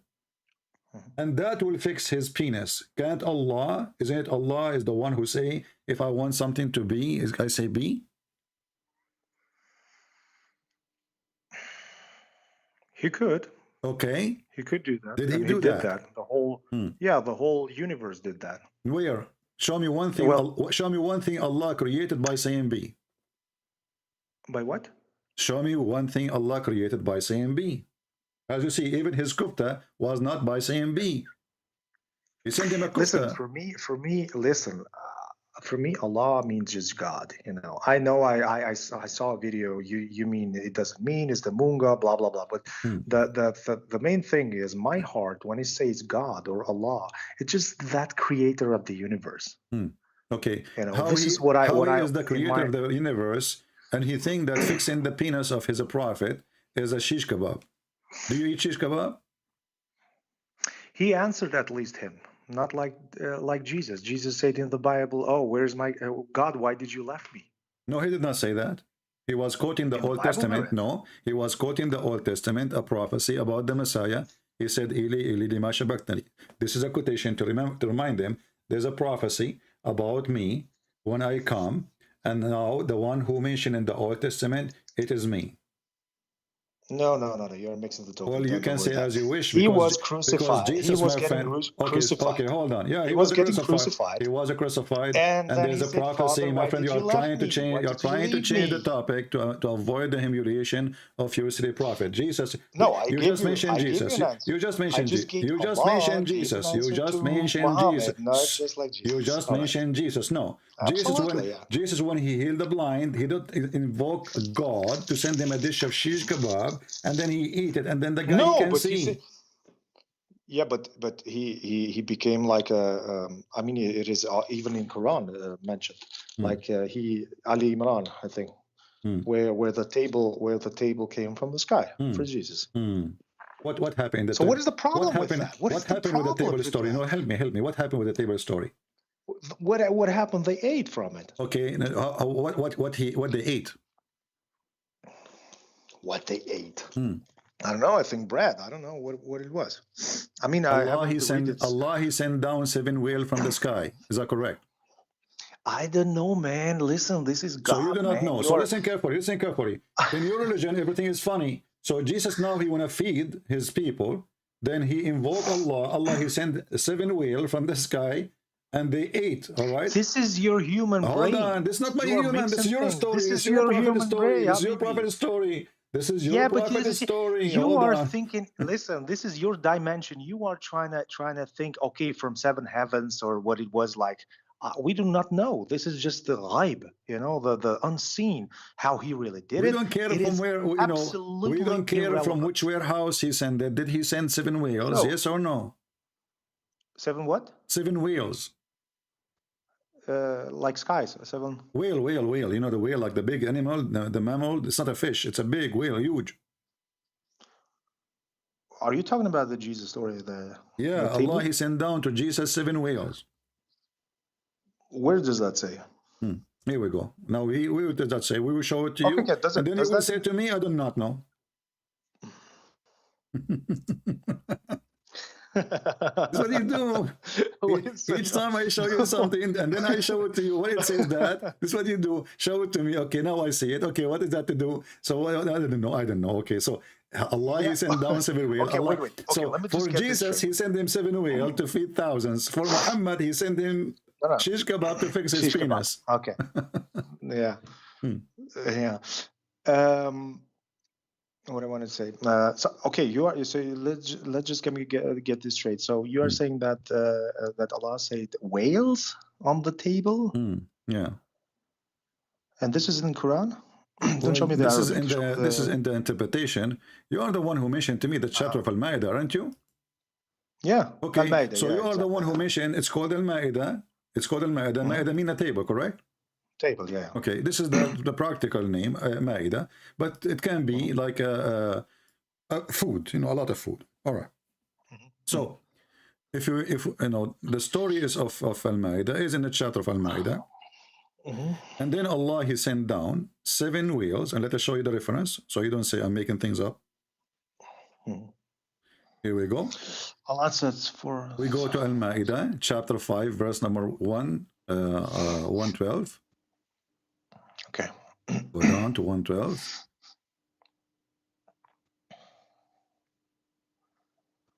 And we will zoom in the English so you can read. Here we go. In verse number 112, it says, behold, the disciples, they said to Isa, Oh, you who believe in fulfilling obligations lawful. Number, which number? we are reading now Which 5, chapter 5, verse 112.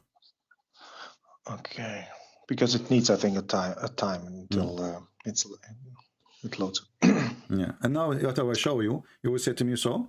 I don't know. Wait, I didn't, it's still loading, wait. Okay, number 111. Or 112, 112. 112, okay. Behold, this one is saying, Jesus an American, the Lord sent down to us a table set with beings from heaven. Say, Jesus, fear Allah if you have faith. All right? Okay. And Allah, He sent down 7 whale, and let us go to Ibn Kathir actually. Let's go to Ibn Kathir. Okay, easy. We didn't need to investigate this. So he no, you are the one who says you are the one who said that to me. No, I just didn't know that. The problem is that when it's come to the miracle to Jesus, we see nothing wrong. I mean, even the story is funny, weird, that he sent 7 whales. It's stupid, but you don't find anything. Why is that stupid? I'm asking you, why is that because stupid? it's stupid. Well, God sending 7 whales. Why whale? Why whale? Why he is sending whales? Why he is sending whales? Why he is sending whales? Our friend? You are just like asking like why is that? Is that a food people they eat? Is that whale? Why can we see? Is that whale something we eat? Do you know how big the whale? Do you know even how ugly the meat of the whale? Do you know how hard it is? Maybe it was in the form of shish kebab. It came in the form of a shish kebab. Maybe Jesus ate also shish kebab. So now listen. Maybe he ate also. The question is, how come even this miracle, when it's come about Jesus, there's nothing sexual. There's nothing sexual. When it's come to Muhammad, everything is sexual. Okay, wait a second. Let me tell you, my friend, one thing that about Muhammad, it is just everything reported, good and bad things. About Jesus, they were just, your church were just deleting a lot of things. Okay, you see, I'm showing you your book. You show me the bad things about Jesus. Go ahead. And listen up, I'm my friend. Don't play a game with me. Don't play games with me. I'm not playing. As long you are saying we deleted a lot of bad things about Jesus, can you show me the bad things about Jesus? Well, listen. There is, let me just tell you, if Muhammad died, for example, in Mecca, in Mecca, he had not too much followers, and he was preaching always about love, about sabr, about not fight them, about la ikrah fi din, and so on. If he died there, we would just know Muhammad as the lovely prophet, kind of like Jesus and Buddha. And I mean, to Jesus, how many people believed him? He had just like 12 apostles or something, no? Okay. So if he would live longer and have like more believers, he would do the same. I mean, look at the Old Testament, what Moses did. The same thing. The same thing. And I mean, he killed a lot of. Same thing when he came back from those 40 days, when he gets the did Allah he killed a lot of believers because let us talk about let us focus again. The same thing. Just to show you again how stupid your religion is. You are the one who jumped to Moses, so I will go to Moses. So no, you didn't go to Moses. Is it true that the Jews accuse Moses that he have a problem with his penis? Is it true that the Jews accuse him he have a problem with his penis? I don't know that. Okay, here we go. Here we see that Islam and Muhammad is obsessed with penises. So here, the Jews, read, you are laughing. You can change topic as you wish, but wherever you go, you are surrounded by the obsessed Muhammad penis guy. Here we go. This is your prophet. The Jews, they accuse Moses that he have a problem with his penis. And because they notice that he don't take a shower with people around him, he hide his private part. So the Jews, they decide that obviously Moses have a problem with his penis. So maybe it's small, maybe he have a disease, maybe it is silly, maybe it's stupid, maybe have 2 eyes, maybe it have mustache, you never know. So according to the story of your prophet, they accuse him of a sexual disease or something have to do with, it's an illness. So Allah wanted to prove to them that his prophet Moses, his penis is wonderful. What he did, you know what he did? Do you know what he did? No. Moses, he went to take a shower, and he took his clothes in a private area in the beach. You know, he used to live in Hawaii, as you know. So he took his clothes and he put them in a rock, and then when he put his wallet and his credit card and his iPhone on the rock, the rock stole his clothes and run away, and Moses have no choice except to run after it. Why you are laughing? Where does that say? What do you mean the rock is stolen? Okay, read it. Here we go. Read it in front of your eyes. Here you go. He's laughing. Be my witness. Be my witness. He is laughing at his prophet story. Go ahead. You are laughing at Muhammad. Okay, no problem. Go ahead. Wait, I need to read that. What do you mean the stone? Read it. Stolen? Okay, you are laughing. So you are saying the story is stupid. Thank you very much. Are you agreeing the story is stupid? Be honest with me. It's Wait, stupid. I can see that because it really needs a lot of time until it loads. Amongst the traditions, narrate. No, it's changing. By Allah, nothing prohibits Moses to take a bath along with us. But there was another day, Moses once went for a bath and placed his clothes on a stone, and the stone moved on with his clothes. Okay. Moses. Are you laughing now? Laugh. No, I'm not. You're just making everything ridiculous. Didn't the stone stole? Oh, now it's not. It just says it's not ridiculous now. Now it's not ridiculous. No, because a second ago it was. No, the stone stole the clothes. The clothes in the top of the stone moved on his clothes. So what the stone did? What the stone did? Okay, hold on. Okay, just to show you, you are trying to cover up duct tape.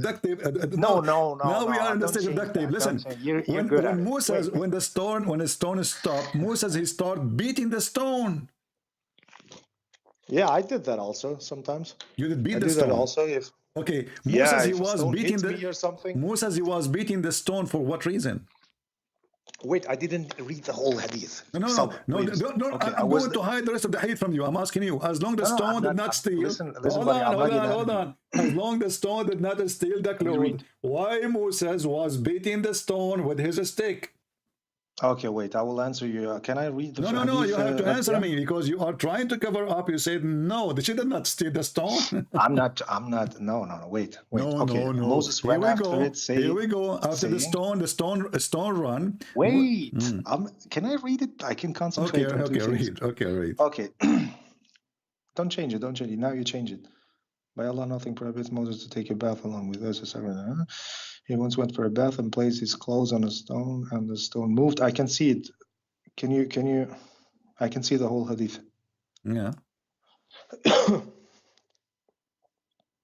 Can you show me the whole hadith? Because I'm showing the whole hadith. Yeah, now it's good. Okay, now it's good.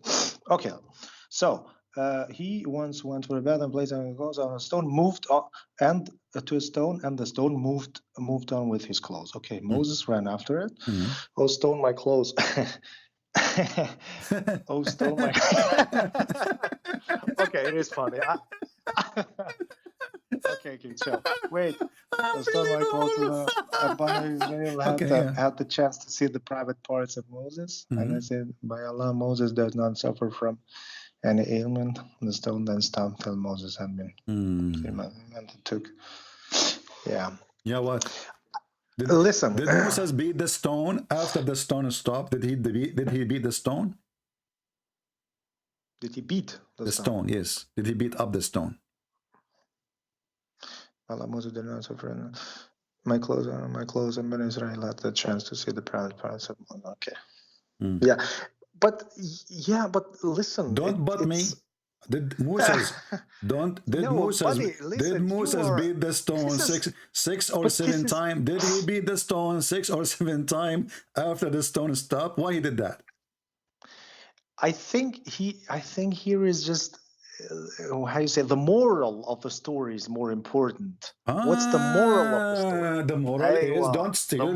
The moral is that he was shy. The moral. There's no moral. You are showing the penis of Moses to everybody in the street. But he didn't want it to see them, so that's why he was shy. My friend, why Allah want to make everybody see the penis of Moses?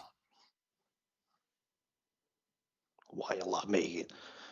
I don't know why make it. Each time, okay, this is how we end always. Anything I show you, it's embarrassing. You say to me, I don't know. No, it's not embarrassing. Okay, it was funny. It was funny. It was funny. But I think here is the moral of the story more important than just the text, because this is a text from 1,400 years. Are you saying to me? Okay, 2,000, 3,000 years ago, it is not okay to run in the street and your penis is coming out, and it's not okay now unless you are a hippie.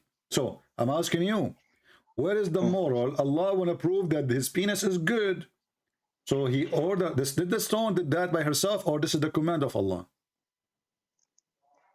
Say it again? Did the stone? Did the stone does that act by itself, or this is the command of Allah? No.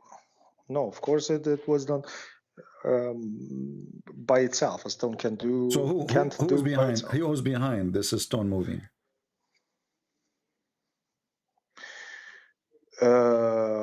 Well, I think.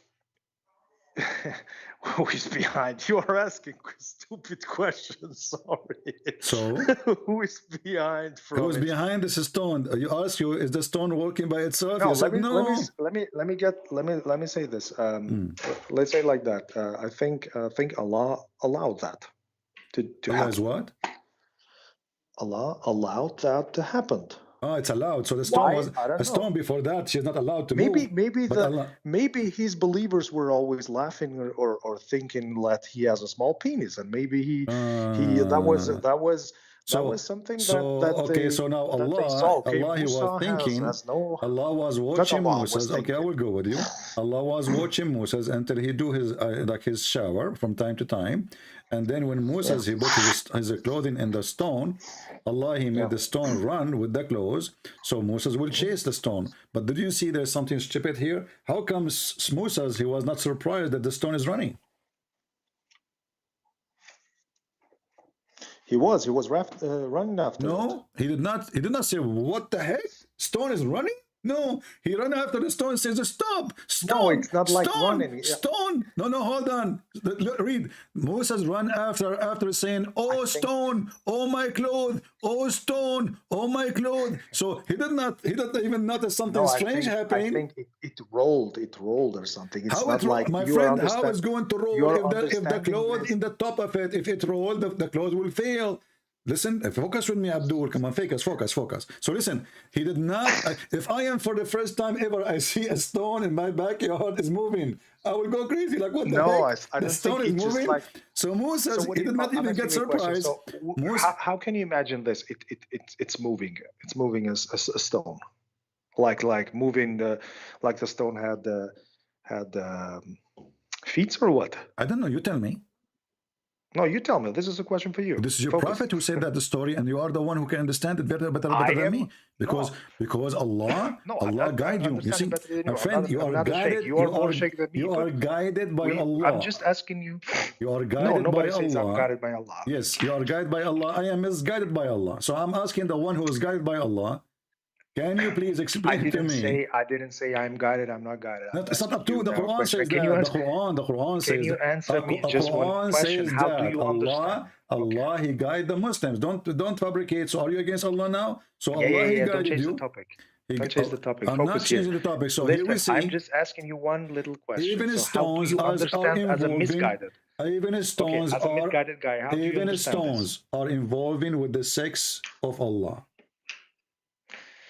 Answer my question, please. Just that. How do you imagine to walk a stone? When you read this, how do you imagine? Okay. As long as you ask me, so don't cry now for me explaining. Can I explain? Yeah, please. All right. So here we go. I'm going to draw in the screen. As you know, I don't know if you know that I am an artist by birth. You know. So just tell me by your words. Okay, I'm going to draw it for you. No. So this is the stone, this is the rock. This is the rock. Okay? And this is Moses.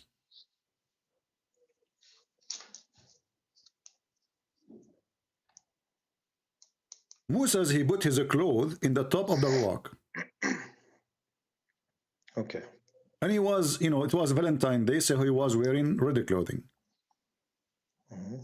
He put them here. This is his head. This is his whatever things here in the top of the stone. Moses, he jumped into the water to take a shower. Okay. Which something we Middle Eastern we make like once a year. So now Moses is in the water, and the water is here around him, and he is washing himself. Suddenly, the stone start moving. I am assuming, as long as you are the one asking me how the stone is moving, I am assuming that the stone, Let me tell. Okay. that Allah, he made legs for the stone. Okay. Are you done? I understand. No, I'm not, because the art will continue, my friend. It's an art. You can't stop me now. I'm inspired now. Okay, sure. The stone, obviously, in order to run in direction, which is the opposite direction of Moses, she have to have eyes. So the stone must have eyes in order to see that she is going in the right direction, so she can see, she can go to where the Jews are, they are gathering. So the stone, she have eyes, and now the stone, she is running, and Moses running after it, and he keeps saying, "Oh stone, oh my clothes, oh stone, oh my clothes, oh stone, oh my clothes." Until he arrived, the stone arrived. The stone is running now, the stone keep running, and then he arrived, and there's the Jews are all over Moses now. We will take the water from around Moses, and now there's a lot of Jews around, and Moses, because he was so like into getting his stuff, he don't want people to steal your stuff. So Moses, he kept running, and then suddenly he found himself in front of his people. And there's a lot of people around, a lot of people. And then when he is there, and then this is the penis of Moses, sorry guys. Then everybody from the Jews around Moses, they were looking at the penis of Moses, this is a Jew here, and this is a Jew here. And their eyes is hitting to the penis of Moses, All of them, when they saw the penis of Moses, they said, "Wow, wow, he must be prophet of Allah." So what? What's the problem? Okay, my friend, there's no problem for this guy. It doesn't matter what the stupidity is. So what's the problem? So my friend, the problem is you are being hypocrite. You are the one who was laughing. You are the one who was laughing at the story when I told you. Yes, I was laughing. Okay. Yeah. So is the story now coming from a smart prophet or a stupid prophet? Okay, so you tell me, you give me your answer. Thank you. Listen, but while you told me what is the answer? I'm asking you. Is this a story coming from a smart prophet or a stupid prophet? What if this was the truth? Okay. What if still I'm asking the question. I'm asking the question. Is this a story coming from a smart prophet? The truth? My friend, this is not the question. I'm asking you. Why you give me a different answer? Either you say he's a smart and this is a smart story, or you say this is a stupid story. Stupid story, smart story. I think you're asking the wrong question. No, it's my question. You don't tell me what my question. No, I'm asking you. I'm asking you. Is the story here is a smart story? Is the story is a smart story or a stupid story? Please say smart. I don't know. Say smart if you want. Who cares? I mean, this is your business. Yeah. So is it stupid or smart? I don't know. You are, you know what? I'm going to change your name in Skype, and I will call you. I don't know. Yeah. Socrates said, "I don't know," when he doesn't know. I think smart people say, but no, my friend, hypocrite people who try to avoid the question, they say, "I don't know." My friend, if you go to take an exam in any school and you keep saying, "I do not know," you'll get 0, and people will hang up on you. I don't know. That is not an answer. You are just being hypocrite. You are trying to avoid to say the truth that your prophet is mentally ill. This guy, he hears Jewish stories. The Jews, they tell them to their kids. Muhammad, he take it and he use it for granted as a true story. He's a copy-paste person. Why you are calling me back? I thought my friend, I lost you. My friend, you are a person who keeps saying, "I don't know." So what do you want? What do you want? So what me we will to, talk to about? say? If you everything I say to you, you do not know, even such a a silly topic, you could not answer me. Is this a smart prophet telling No, this but story? this you are interpreting with the feet, I am man. not. It's I'm just not. like, We did listen, read, in my we did read the story. language, We did read the story together. We did read the story Yes. together. Okay, and you did read it yourself too. So I'm asking you, based on the story you did read with me, and you are the one who is a Muslim, I'm not. Is this a smart story or a stupid story? Yeah. What? What? Yeah. It's not smart. It's Okay. not smart. So It's not, it, or it's so not it the is a, smartest. so it is a stupid story. It's a funny story. No, this is not a question. Okay, if you want to, what do you want to? Okay, you want for me to hear the stupid story, No, so to say that it's stupid? no, Okay, I want, then it's because stupid. either you say it's Are you- you say it's silly. So I did not ask you if it is silly or not. I'm asking, is it No, stupid the or world not? is not black and white, just black and white. It has also all the My colors. You friend, just want to hear sometimes just is black it, and white. when you say it's a silly story, are you saying it's a stupid story? Okay, if you want to say hear from me stupid story, then I No, say I'm for asking you you what stupid you meant. story. Are you happy with no, that? it's not me what I want you to say. I'm asking you What what I you meant. realized from When this you, is just like when you said it is silly, did you mean it's stupid? Okay, I'll answer. When you answer this, when you interpret this, it was stupid. Okay. But I think it didn't meant that like the stone went away, like I think it was just rolling or something, Oh. not went away like, because in my language also we say like the stone went away, but it doesn't mean that the stone has feet to go away. You know what I mean? Oh. So it's your prophet who said that in his language. I am an Arab, I speak the language. It is you Muslim who translated the language. Okay, how is it in Arabic? It's the same. What's the word? It's the same. It says that the stone run. And do you say when a stone run? Do you say in Arabic it runs? Yeah. Even without feet. So what's the let me show. problem? Okay, hold on. Let me show you. Give me a second. I will go to the hadith. Runs. It rolls. It I will runs. go. I will go to the. Hold on. I will go to the hadith. I will go to the hadith in Arabic. ففر الحجر بثوبه. فر he run away. Run away. That did not move. Run away is even more horrible. Yeah. Okay. We got. Let's close this topic. I just have one question. No. So is this a stupid story or a smart story? Okay, I'll leave it by that. It's a stupid story. So okay. you're happy So about are you that. saying your prophet is stupid then? No, I'm not saying. So what do you mean? Listen. What do you mean when you say that this is a stupid story mentioned by your smart prophet? Dude, don't try to rape me, man. Here we go. He Leave will it accuse just me like of rape that. now. I'm asking you. You are the one who said this is a stupid story. So are you saying to me this is a stupid story said by a smart prophet or a stupid prophet? Smart prophet. So how the smart prophet he says stupid story? Because it's the truth, maybe. And life is not always smart, and life is not always. So you're a beautiful. prophet because he is smart. He says stupid stories.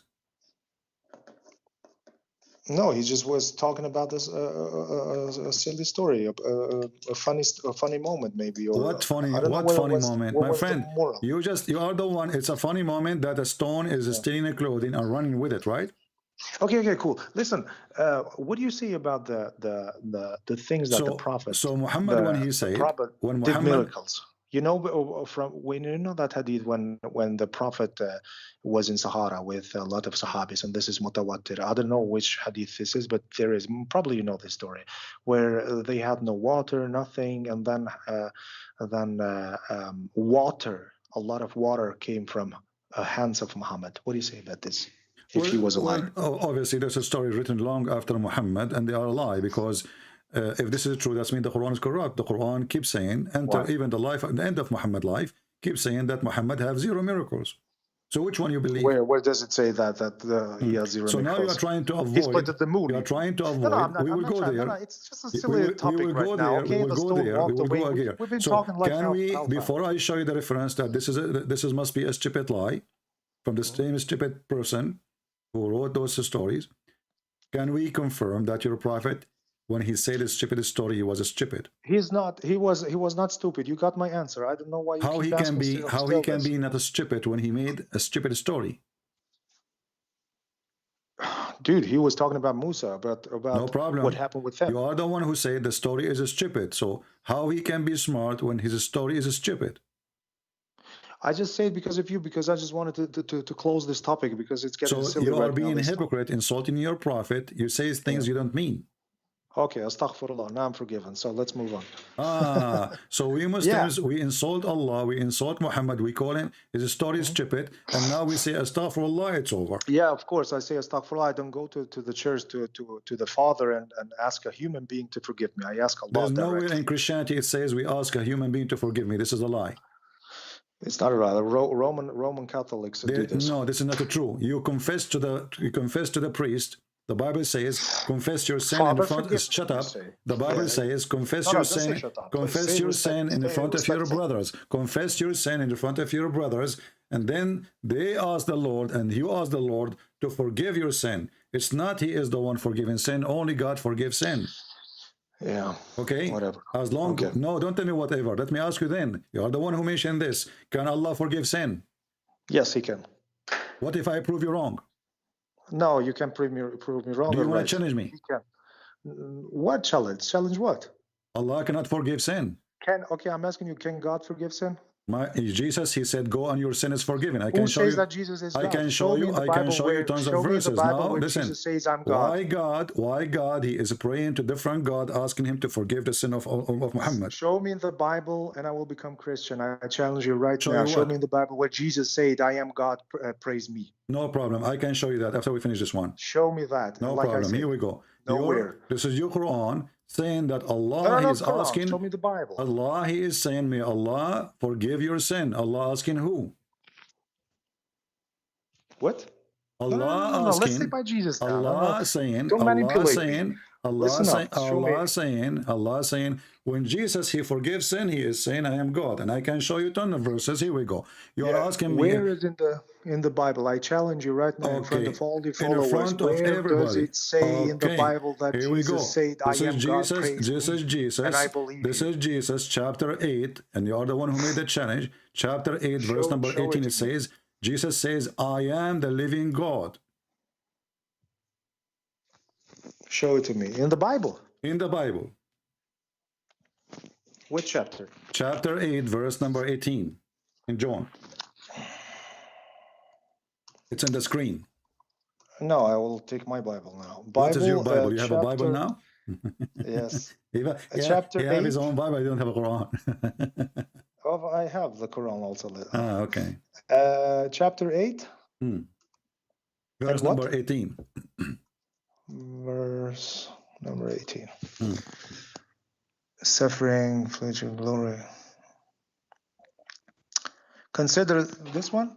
Romans. What is this? Wait a minute. But don't waste my time. You asked me for the verse. Read it. I am. Jesus says, "I am the living God." Each time Jesus, in some translation, they say "I am," but He is saying It is the same what God He says to Moses. So this is the Aramaic. This is the Aramaic. You're doing now your own tafsir, right? This is not tafsir. This is not tafsir. This is the Bible. You are testifying about yourself. Wait. I am the living God. Now, is your God is a living God or is a dead God? And in your written law is written, the testimony of two men is true. I am the living God. I who testify about myself. Is God talking or Jesus talking? This is Jesus. This is God talking. This is Jesus. Yeah, of course it's Jesus talking, but Muhammad was also talking, but he No, said that this is Jesus talking. This is Jesus talking. He says, "I am the living God." Jesus talked. He said, But "The testimony of two men is true. I am the living God. I who testify about myself, and my Father who sent me has testified about me." Now I'm asking you, is your God the living God? About me. Okay. Listen up. I'm questioning you. I'm asking you something. So then now we go. Allah, He is asking Allah to forgive His sin, the sin of Muhammad. Which Allah is asking? Other Allah. Forget about Muhammad now. No, we don't forget about Muhammad. Muhammad is my friend. Muhammad is my topic, and he is I challenge you about Jesus. And Muhammad is my comedy. You are the one who asked me. I challenge you to show me a verse. I showed you. We can show you tons of verses. Don't waste my time. Allah is saying that Allah may forgive the faults. That they are lying here saying faults. The Quran in Arabic it says dhanbuka, which means sin. So when Allah is asking the forgiveness of the sin of Muhammad, who is Allah asking the request to? Supplication. I was reading the Bible, not the chapter 48, the verse in the front of your eyes. Chapter 48, verse number 2. Okay, listen. If Jesus was God, really, my friend, don't waste my time. Don't waste my time. Don't waste my time. If Jesus is God, if Jesus is not. Why didn't know Moses? My friend, you are just wasting my time. Take care. Bye bye. You see, I don't like people who play games and they avoid. Either you speak to me as an adult or you are a kid. You asked me to show you, I showed you. Anything I say, I showed you. And what you do, you say to me, I do not know. I'm simply wasting my time. But thank you for the comedy. All what you got from you, that your prophet, he tells stupid stories. And then you said that he is a smart prophet. I never heard of a smart person tell stupid stories, unless he is stupid. Secondly, when a person he tells a story, it's stupid. You have to admit that those who accept the story to be a story of God, they must be stupid too.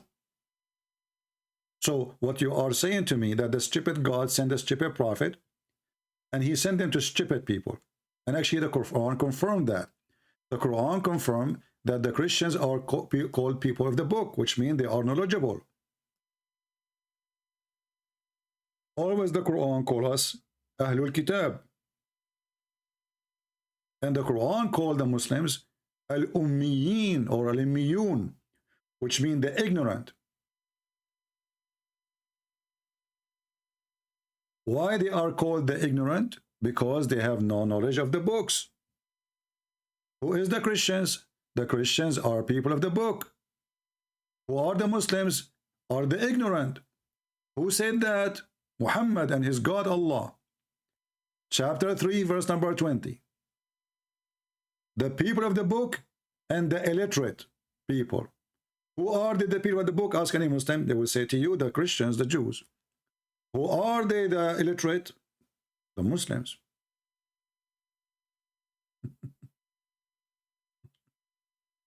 And the Quran confirmed that Muhammad is one of the illiterate. Read and laugh. So what happened? We have a stupid prophet sent by a stupid God to stupid people. Illiterate God, he sent a stone in the Kaaba, sent the prophet, his illiterate prophet, to the illiterate people. And as long as you confirm to me that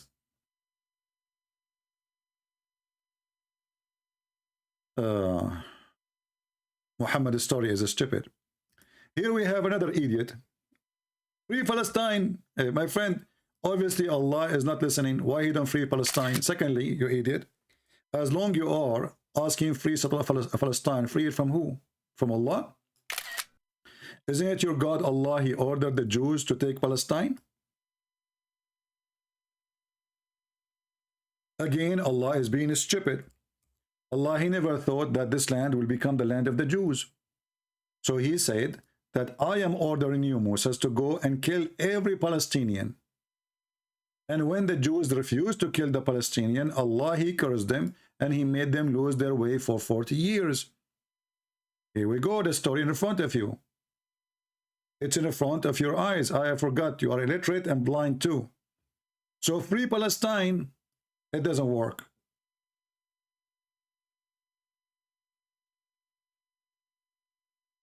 Now, the gentleman who called me, the ex-Muslim from Saudi Arabia, I could not find your name, my friend. I was talking to this person, and at the same time I was searching for your name. I did not find your name blocked here anywhere. So maybe one of the admins blocked you from his side, so he will not see you, and that's why you cannot maybe text. So I advise you, my friend, just to change, make a new account, in YouTube. I'm not sure why. I searched all over. I don't see your name in the blacklist. All right.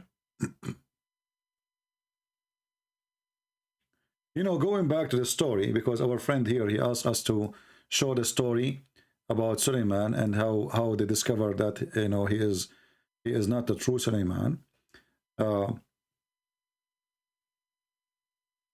I will try to find. Actually, he said he speaks Arabic. Hold on, let me, because I did not post for him the reference. Let's see.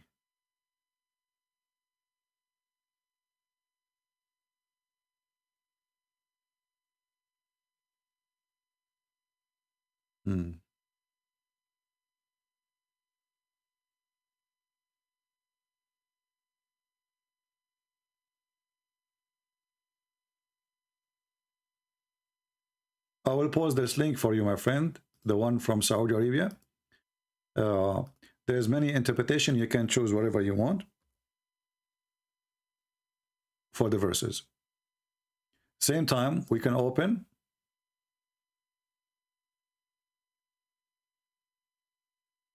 English, the English story. Give me a second. And here you see that Muhammad's stories is proving to us that he is not only a false prophet, he is the most stupid false prophet.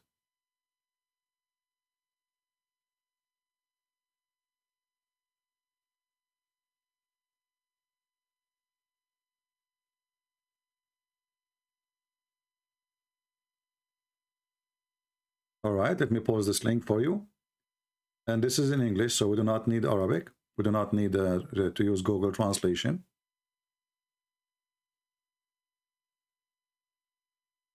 Let us put it for you in the screen.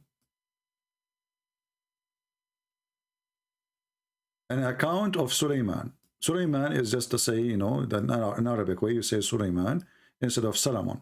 So just take a note. And this is the link. You can open it from your side for the story. You will see how Suleiman, he took the ring of the wife of, sorry, the shaitan. He took the ring of Suleiman, and when he was in the bathroom. This is why from now on I advise you, never leave your ring with your wife when you go to the bathroom.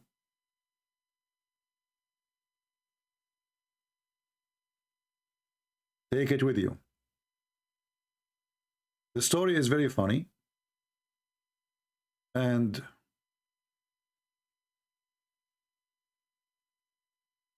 Suleiman ring had following inscription: "Verified is the Lord, who is controlled, who has control of the jinn in this world." So Suleiman, when he wear this ring, he controlled everything. In other reliable tradition narrated from etc., that Suleiman, okay, let's see. Where is the story? I just searched for the word ring in English. Here we go. Okay. Yeah. And then after Shaitan, he took the ring and etc. Then Shaitan, he took the place of Suleiman. He became the king because he looked like him and he had the ring. So he got the ring of the Lord. You know the movie, the ring of the Lord. And then when the wives of Muhammad, wives of Suleiman, sorry, they discovered that this is person, he is so good in bed.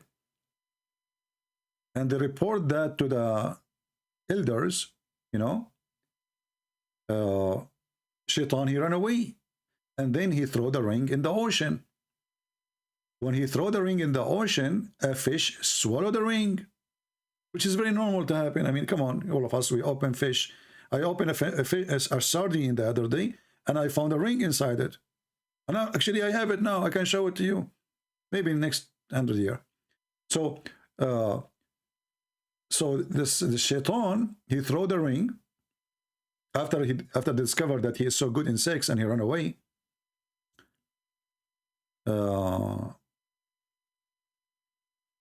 Suleiman, he started working as a putter. He carries stuff for people from the market. So one of them, he bought some fish. And actually here it says he's a fisherman. So he said to him, shall I help you in this? In return, I get 2 fish. Suleiman is talking. The man agreed, so Suleiman helped him in catching the fish. So the story here is to catch the fish, not to carry. This different story says to carry the fish. The fisherman gave him 2 fish as a wages. Suleiman thanks Allah. When he cut open the fish, he found a ring in his stomach. I'm so glad it is in the stomach, not in the throat of the fish, because I was worried about how the fish is going to breathe. Imagine you have a ring in your throat. So he opened the fish belly and he found the ring. He kept it aside and thanked Allah. He cleaned the fish and brought it home.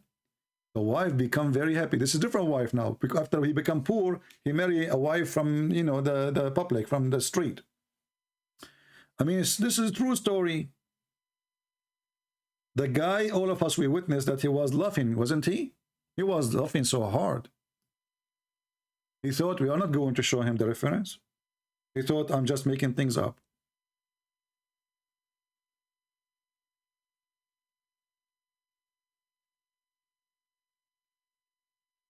And Suleiman, he married from a genie. A genie woman. She is half genie, half a human. And he had many wives.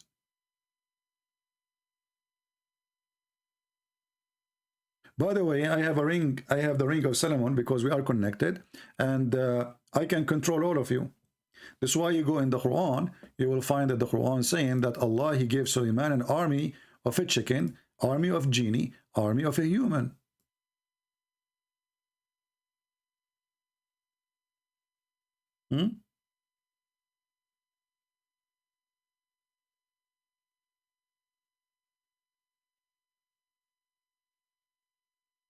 If you make cartoon, cannot come better. You cannot make a cartoon better than this. Here it says, and Suleiman, he gathered his army.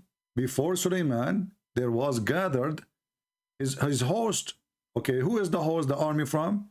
The army is contained genie and a human and birds. What do you want more?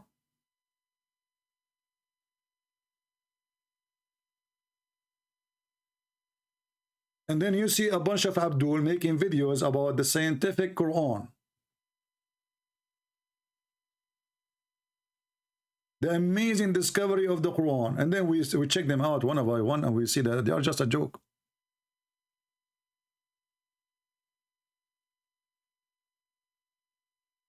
And how Muslims, they answer anything is embarrassing for Muhammad, they say, I don't know. You see how easy it is? I don't know. That's it, it's finished.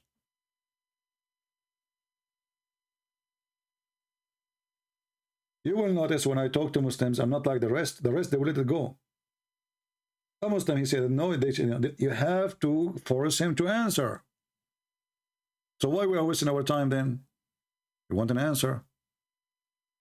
We made him agree that this story is stupid.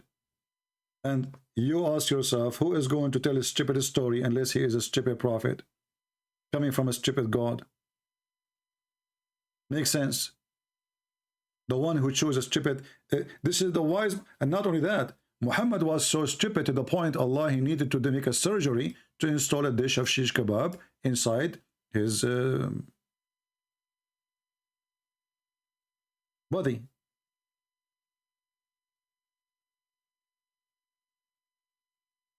Have you ever heard of God? He is fixing his prophet's stupidity by a surgery, and he sent down 2 dishes. One of them is dish of faith and the other one is dish of wisdom. This guy is listening now. He will be laughing. Ha ha ha ha ha ha ha. Then after we show him the story, he will say, yeah, it's okay. It's a problem. What's the problem? What's the problem? Do you see any problem? So what? Allah, he sent 2 dishes. It's normal.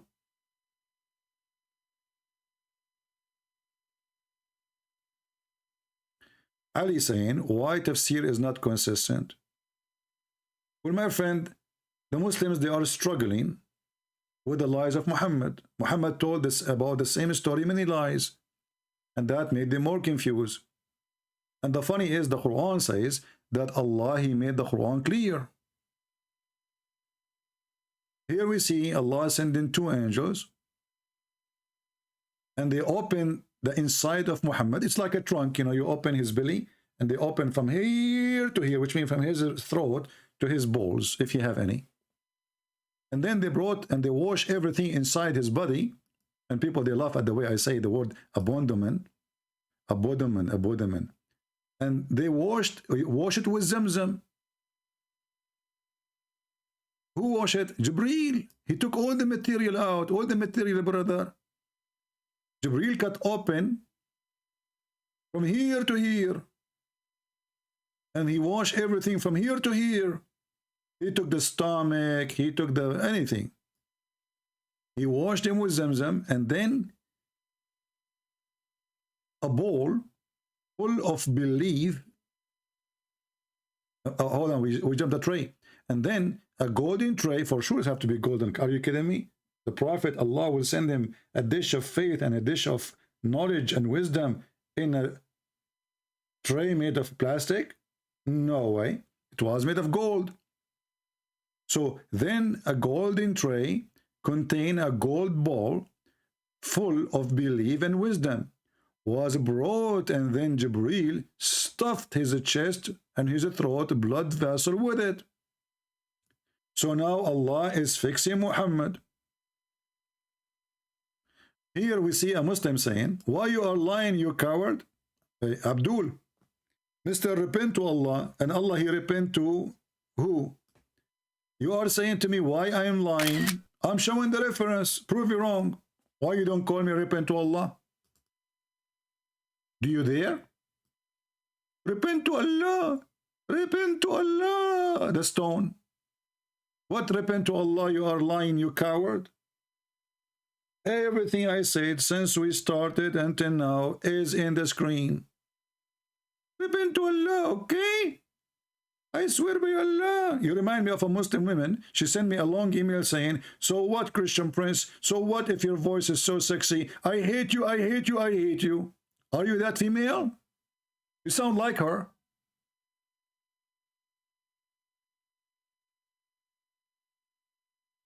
I see a lot of hate there.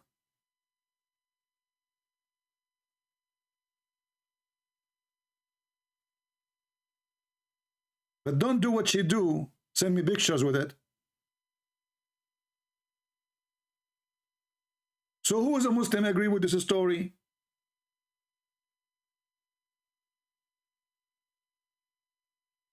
Allah is fixing his prophet. How stupid he was. How stupid Muhammad was, to the point he needed plastic surgery to install faith and wisdom.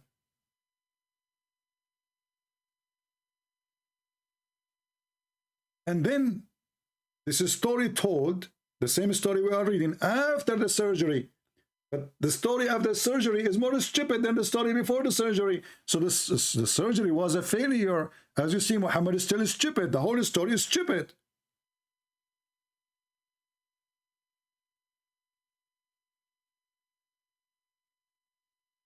Muhammad told this story after the surgery. So now Muhammad is smart.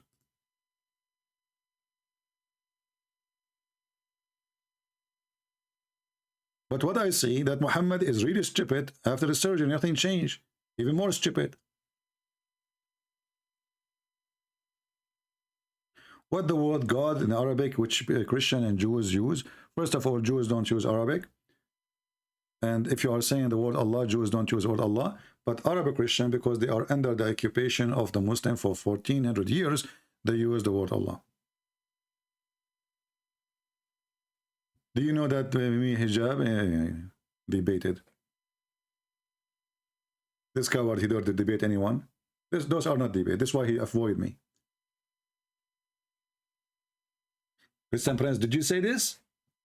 Did you say this? Hang up on him. How come he don't debate me the same as he debate them? Coward. Muta boy. The nipples boy. What's wrong with Muslim? They should thank CP. Oh, okay. No, I'm not waiting for the Muhammadan to thank me. But give me a reason for this anyone to believe in such a stupid religion. As you see, the guy was laughing, was dying from laughing. We were just telling him stories about his prophet. He was laughing. He could not believe that this story is going to be there.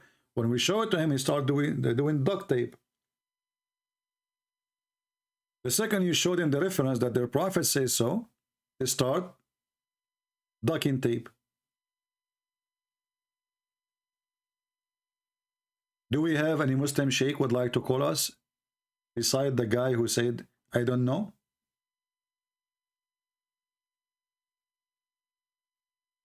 Anyone? Obviously, all of you, I don't know.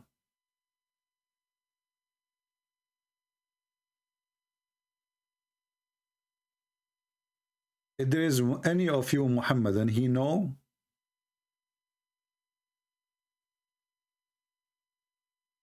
And now I understand why the Quran call you illiterate.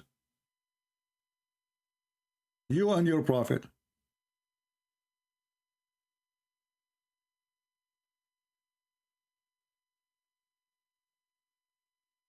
Somebody, this Muhammadan saying, you know, I like the Muslim comments. They are trying to make me look bad.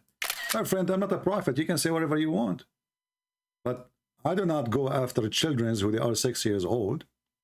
And you can talk to me for free and I'm not going to charge you. It's your prophet who don't speak to people unless they pay him first. You're a prophet, he becomes suddenly a shrink. You want to talk to Muhammad? There's two things you need to do. You need to suck his wife's boobs and you have to give him money. Prove me wrong. Even Allah, he sent the verses, it's called breastfeeding for adult. Are you a supporter of a breastfeeding for adult, brother? If you are, I challenge you to make a video of your wife giving her boobs to the people in the bus. Because remember, they have to be strangers and they have to suck her boobs 10 different times. And the hadith confirmed that those verses was in the Quran. But sadly, the Jews, they send a goat. She worked for them, obviously. She's a Jewish goat. She ate the verses. Read it.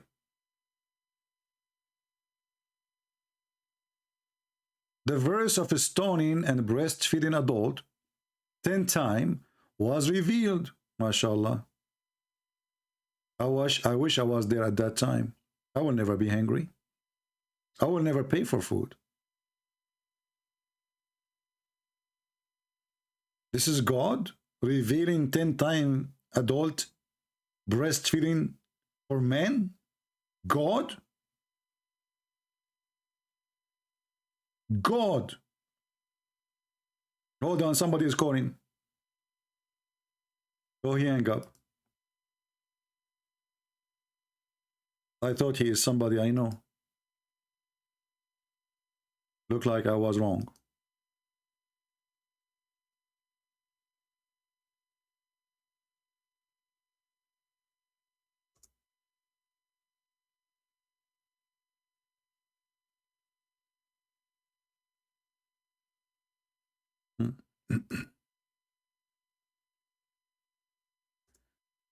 Oh boy.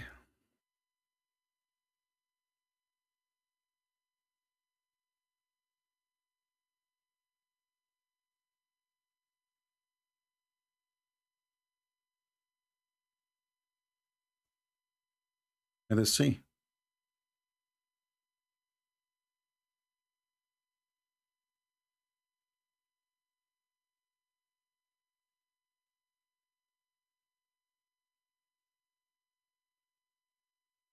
I don't know who is calling here. Let us see, hold on. This deep wisdom. Allah, brother. Let us call Zakir Naik.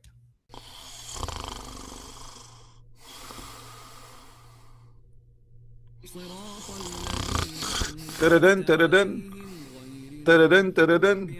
Taradan, taradan. Taradan, taradan. Taradan, taradan. Taradan, taradan. Assalamu alaikum. Christian Prince, please, for the God, for the sake of Allah, leave me alone. I told you 1,000,000 times, don't call me after middle of the night. First of all, I might be having sexual intercourse with my wife now. Secondly, this is sexual harassment. Number 3, I have no answer for you. Brother, but we have a question here about this verse in chapter 66, verse number 3. I mean, what the prophet, he told his wife a secret, and then the secret spread around, and the secret became very well known, and then Allah told him about it, and then Allah, he made him know part of it and avoid the part. What is that part? Okay, I will tell you. First of all, don't ever listen to Christian Prince. He always, first of all, show me your face. Show me your face, I will give you the answer. Dr. Zakir Naik, the people want to know. It's not forget about Christian Prince. I cannot forget about seeing your face. I am sure you had in your face because of a very, very, very, very reason, very, very good reason. Okay, Zakir Naik, maybe I don't look good, man, like you know. You look good, I don't look good. Why I want to show my face? I know it, I know it. I am sexy and I know it. Thank you very much.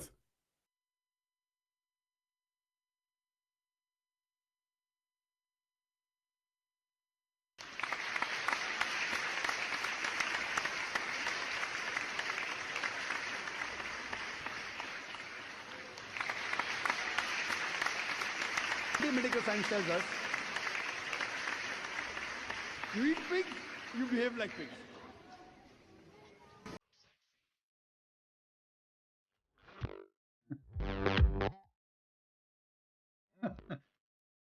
Sexy and you know it. Yeah, sexy and you know it. Come on, what you can do with that? No. Sexy and you know it. Yeah, strut this time. Oh boy.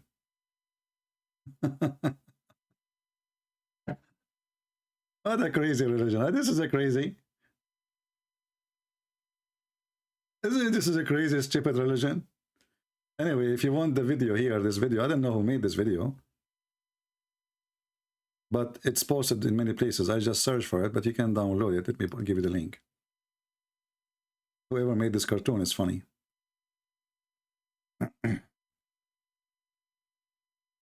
All right, I post the link for you. You can download it and post it in your. Here we go. Zakir Naik is jumping. He's sexy and you know it. So they have a sexy prophet. He's very sexy, by the way. I mean, nobody have sexy prophet like Muslims. And he's so white. He's so white because you cannot be sexy unless you are white.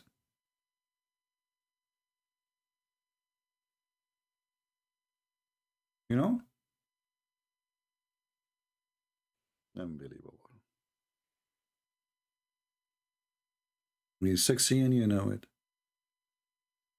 Even when they try to describe their prophet, they speak about how white he is.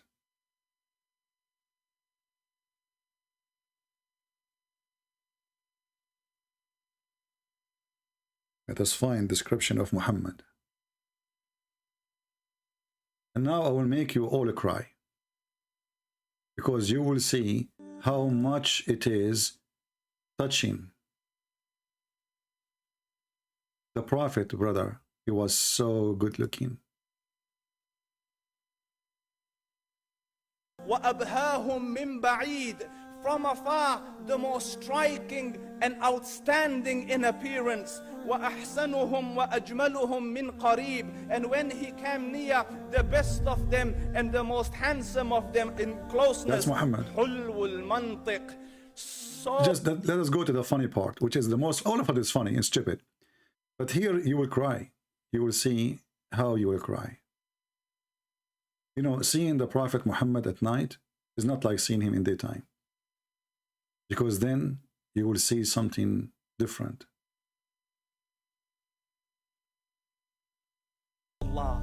Anas ibn Malik says, he says, I came out one night, I came out one night, it was the full moon night. Yeah, full moon, huh? Look at the emotion. The guy, he can't even talk. Look at the emotion. He's out of words.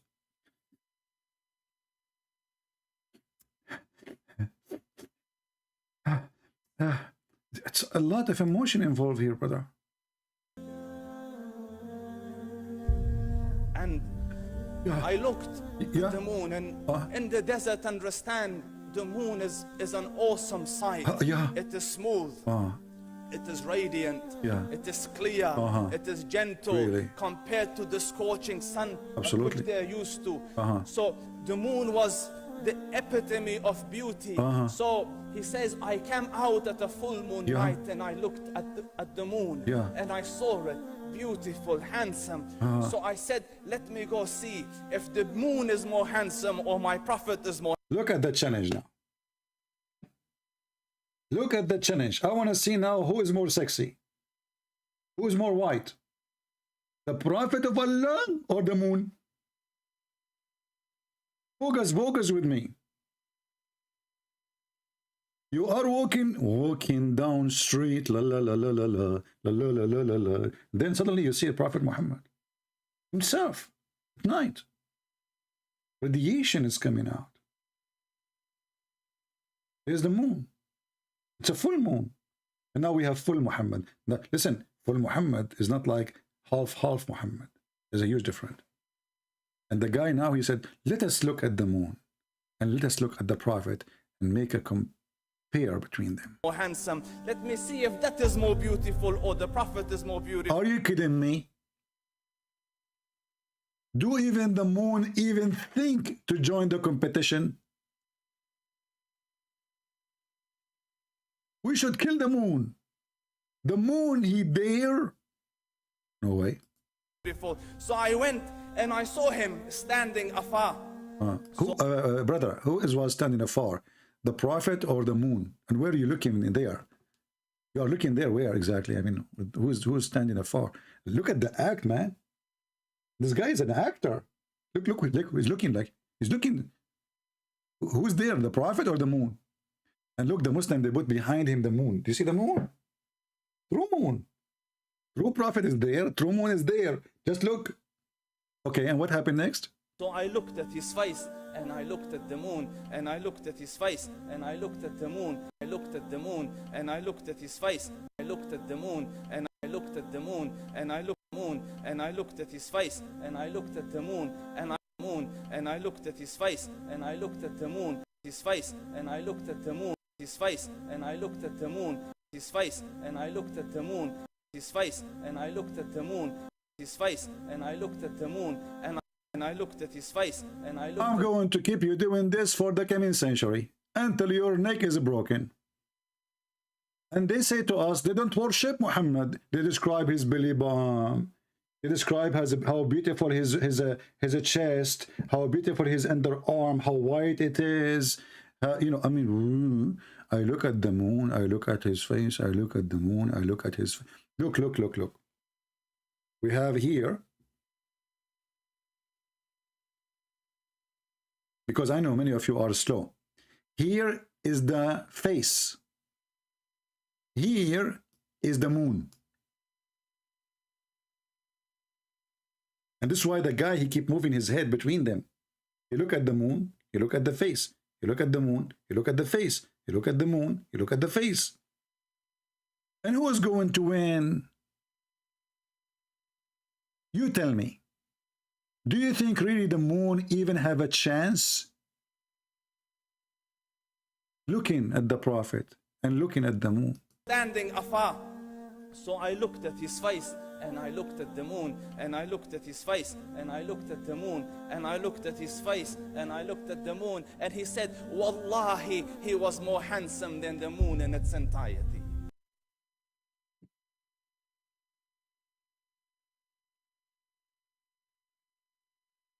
I'm so glad that the story doesn't say, I look at the moon, I look at his ass, I look at the moon, I look at his ass, and wallahi, his ass is more handsome than the moon. May Allah ask you, what a stupid cult.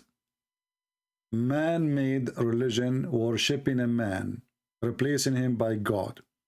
And his God is silly stupid, and he is a stupid. And even the Muslim, they call him illiterate.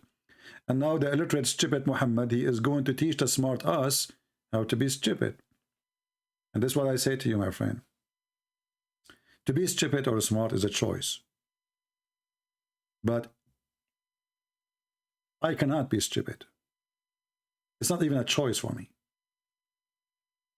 There's no way I'm going to accept someone trying to convince me to believe in him by promising me I will have endless penis. First, I don't like it so big. Secondly, I am worried about the storage. Number 3, I'm worried about getting ticket. Number 4, if my penis arrived to China, the Chinese, they eat anything. You name it. Even a turtle, they will eat it. All what they will see is coming in their country along huge sausages. They will make it a barbecue. Ants will eat it. Spiders will make a house around it. American, they will use it as a pipeline. The owner of Tesla, he will use it as a computer hub, a cable. Michael Jackson will dance on it. All this harassment for what? To have an endless penis. What I will do with it? Endless penis? And what make it more horrible if your penis go all the way to India? Those people, they love a lot of spice. Your penis go in the kitchen of one Indian guy, and then he hit by mistake the spice jar. And then what will happen to you? What happened? What happened? Sorry. Your penis now is in India. Get ready. The curry, the furry, the mirrory, everything. And then your penis will go to take a hike to America. And then they will put in the top of it ketchup and mayonnaise. And they will cut it pieces and they will say it in McDonald's or in New York in the street as hot dogs. This is God promised endless penis. Talking about the hot dogs, first time I went to a church in USA, first time ever. I went to a church and there's a guy, he's a nice guy, you know. He took me to the church, introduced me to them. And then after the church, he said, aren't you hungry? I said, yeah. He said, okay, let's eat hot dogs. I was like, what? I said, what do you want to eat? He said, hot dogs. It's very tasty. So what the heck? Those are Christians eating hot dogs? What?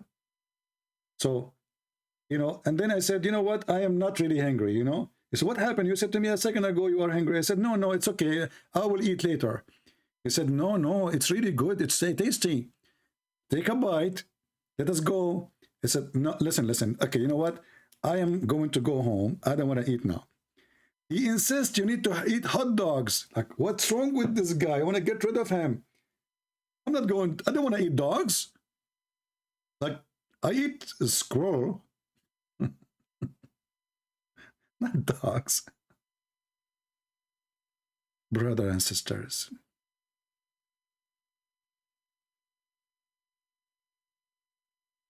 You will have an endless penis, and your vagina will be endless too. Imagine if you have an endless vagina and you work with the cartel of Colombia or Afghanistan.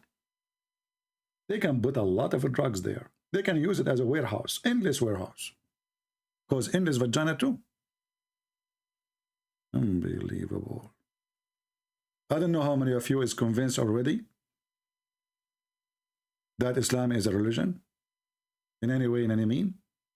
If you are convinced, well, good luck with your penis.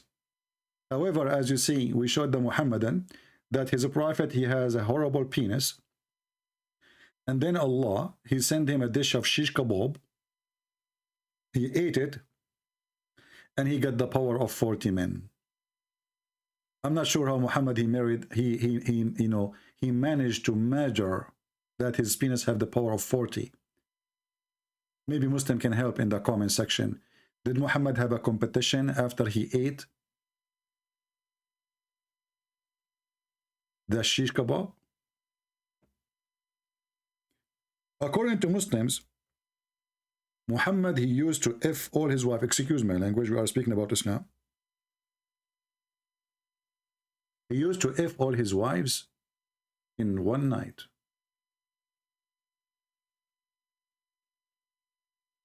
And then after he F them all, he take a wash at the end.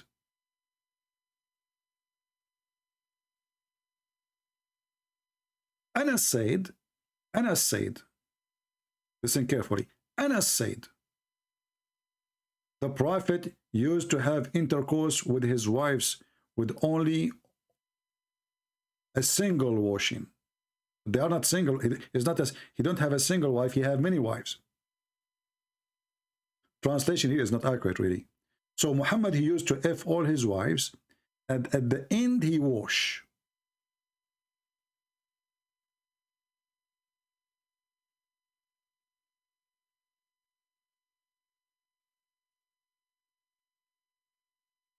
Here we ask ourselves the question, how the companions, they knew those information.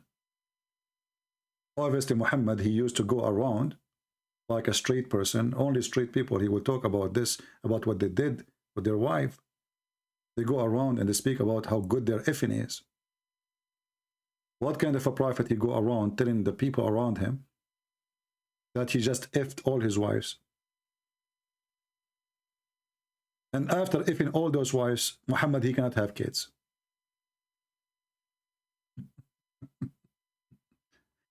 And then we find that Muhammad is a big fat liar. He did not even F any of them.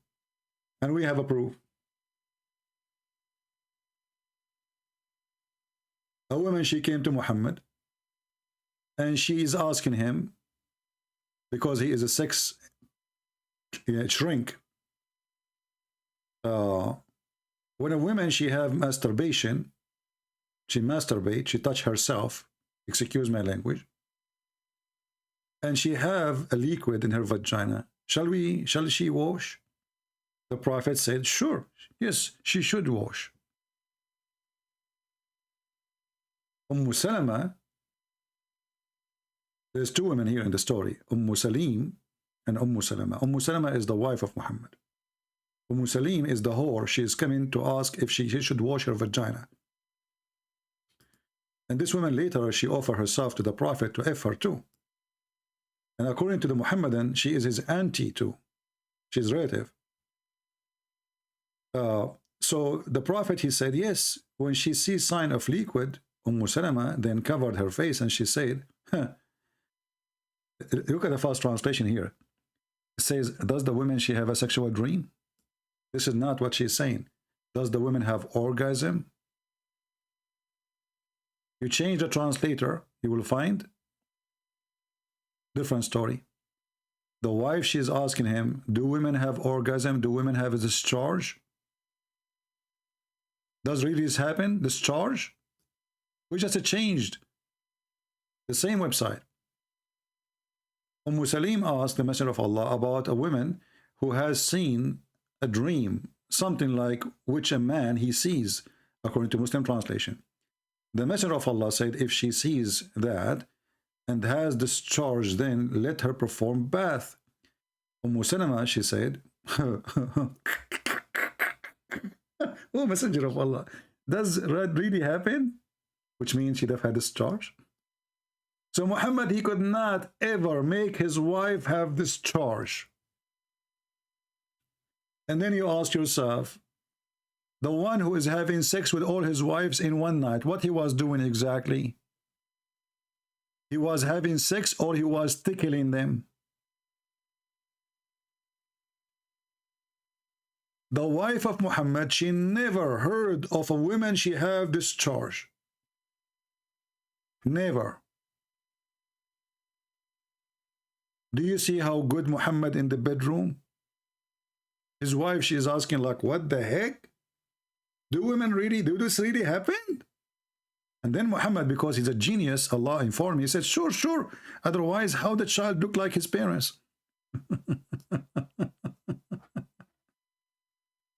Brother, didn't Muhammad had kids and died? No, my friend. This is what the Muslims say.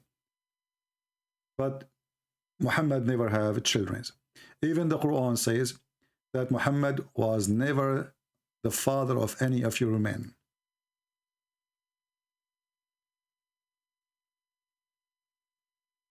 chapter 33, verse number 40. And this is why Muhammad, he was speaking too much about sex and how good he is in sex. And he mentioned that he was the most weak person between mankind, and then he invoked Allah. And the reason he come with this, like why he is saying he was the most weak person, because his wives already screwed his reputation. Obviously they talk. So Muhammad want to fix it. He says, oh, this is old days. Now I'm better. I invoke Allah. He sent me a dish of shish kebab. I ate it. I got the power of 40 men. All right. Now I have to say, excuse me, guys. I'm going to eat shish kebab today. I don't want to mention why, but I think you understand the situation.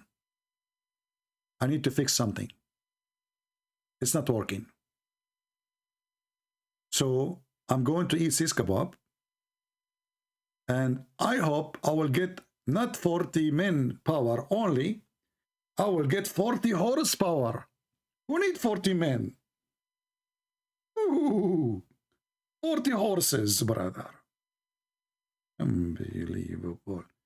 No, at that time, there's no Gentile of me. You know, this is his wife, obviously. You see, the other women, she have this charge, right? The other wife, she have this charge. The other woman, sorry. So, obviously, at that time, they are not practicing this circumcision thing yet. So, I'm going to, I will go and I will come back as a horse. Ooh, I will eat a lot of shish kebab. Oh boy, man. But you know what? I just remember one thing. I'm not going to eat shish kebab because I don't have a wife. Because if I eat shish kebab right now, I will be in trouble. I will be like Muhammad, imagining myself as an intercourse, but in fact, I did not. I mean, even his sex was fake. Even his sex was phony. Not only he imagined he done a thing, it's not true. He imagined he had intercourse. Boom, boom, boom, boom. Look what the prophet wife, she said. We should ask Ali Dawa to come and read this one. This is not the Kral Dawa. This is the guy from Indonesia. Because Jampins, I challenge you to debate me and refute those issues. I will give you 5 BMW. Hey, Abdul, the one who is dead right now. I give you 5 fingers if you believe in this. Not only one. The Prophet continue for such a such period, imagining that he had slept between 2 brackets, had sexual intercourse with his wife. In fact, he did not. So now you tell me, who deserved the 5 fingers?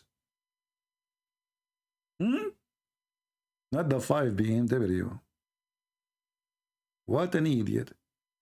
This guy, even his sex is fake. Even his sex is imaginary. What is left?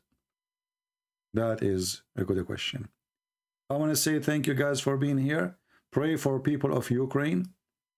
As I told you later, I am in communication with people from Ukraine and churches there, and we will try to find a way so you can send them donation directly, not to me.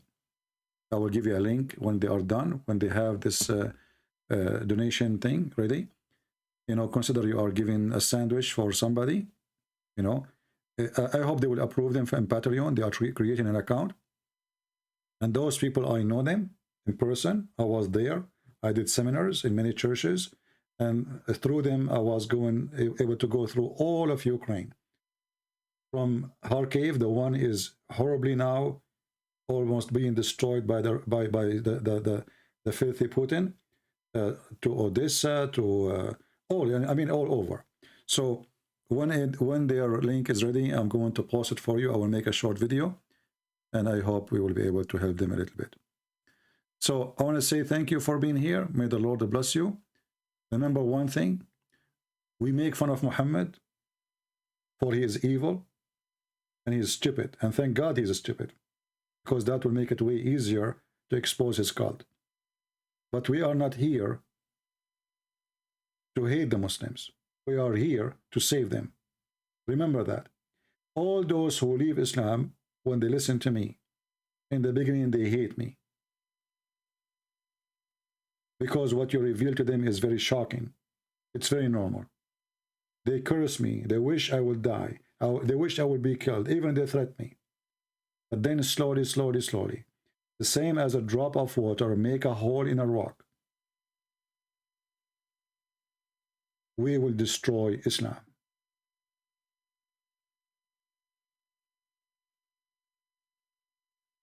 And actually Islam already did. They try to promote it. They try to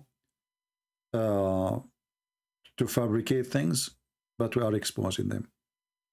And Muhammad is saying, Christian Prince, he hate Russian. I love Russian people. Russian people, they are always good to the Middle Eastern specifically. They are the one who defeated the Turk when the Turk was chaos. So we have a special, actually, view of the Russian. However, we disrespect the evil man Putin. Putin is not the one who represents the Russian. He is just a person of greed. He want to control the whole world. And the same Putin, he is trying to control Russia. Soon, he might take over Saudi Arabia. The same as he did in Syria, already is there. And now who can stop him? If the NATO will not stop him, who is going to stop him? So get ready, Muhammadan. Putin is coming. He's coming to you. And he will use a Muslim army to invade you. So you don't complain. Thank you all for being here. May the Lord bless you. Until we see you soon again. Christ is Lord. Muhammad is an idiot. And we prove it every day. Take care.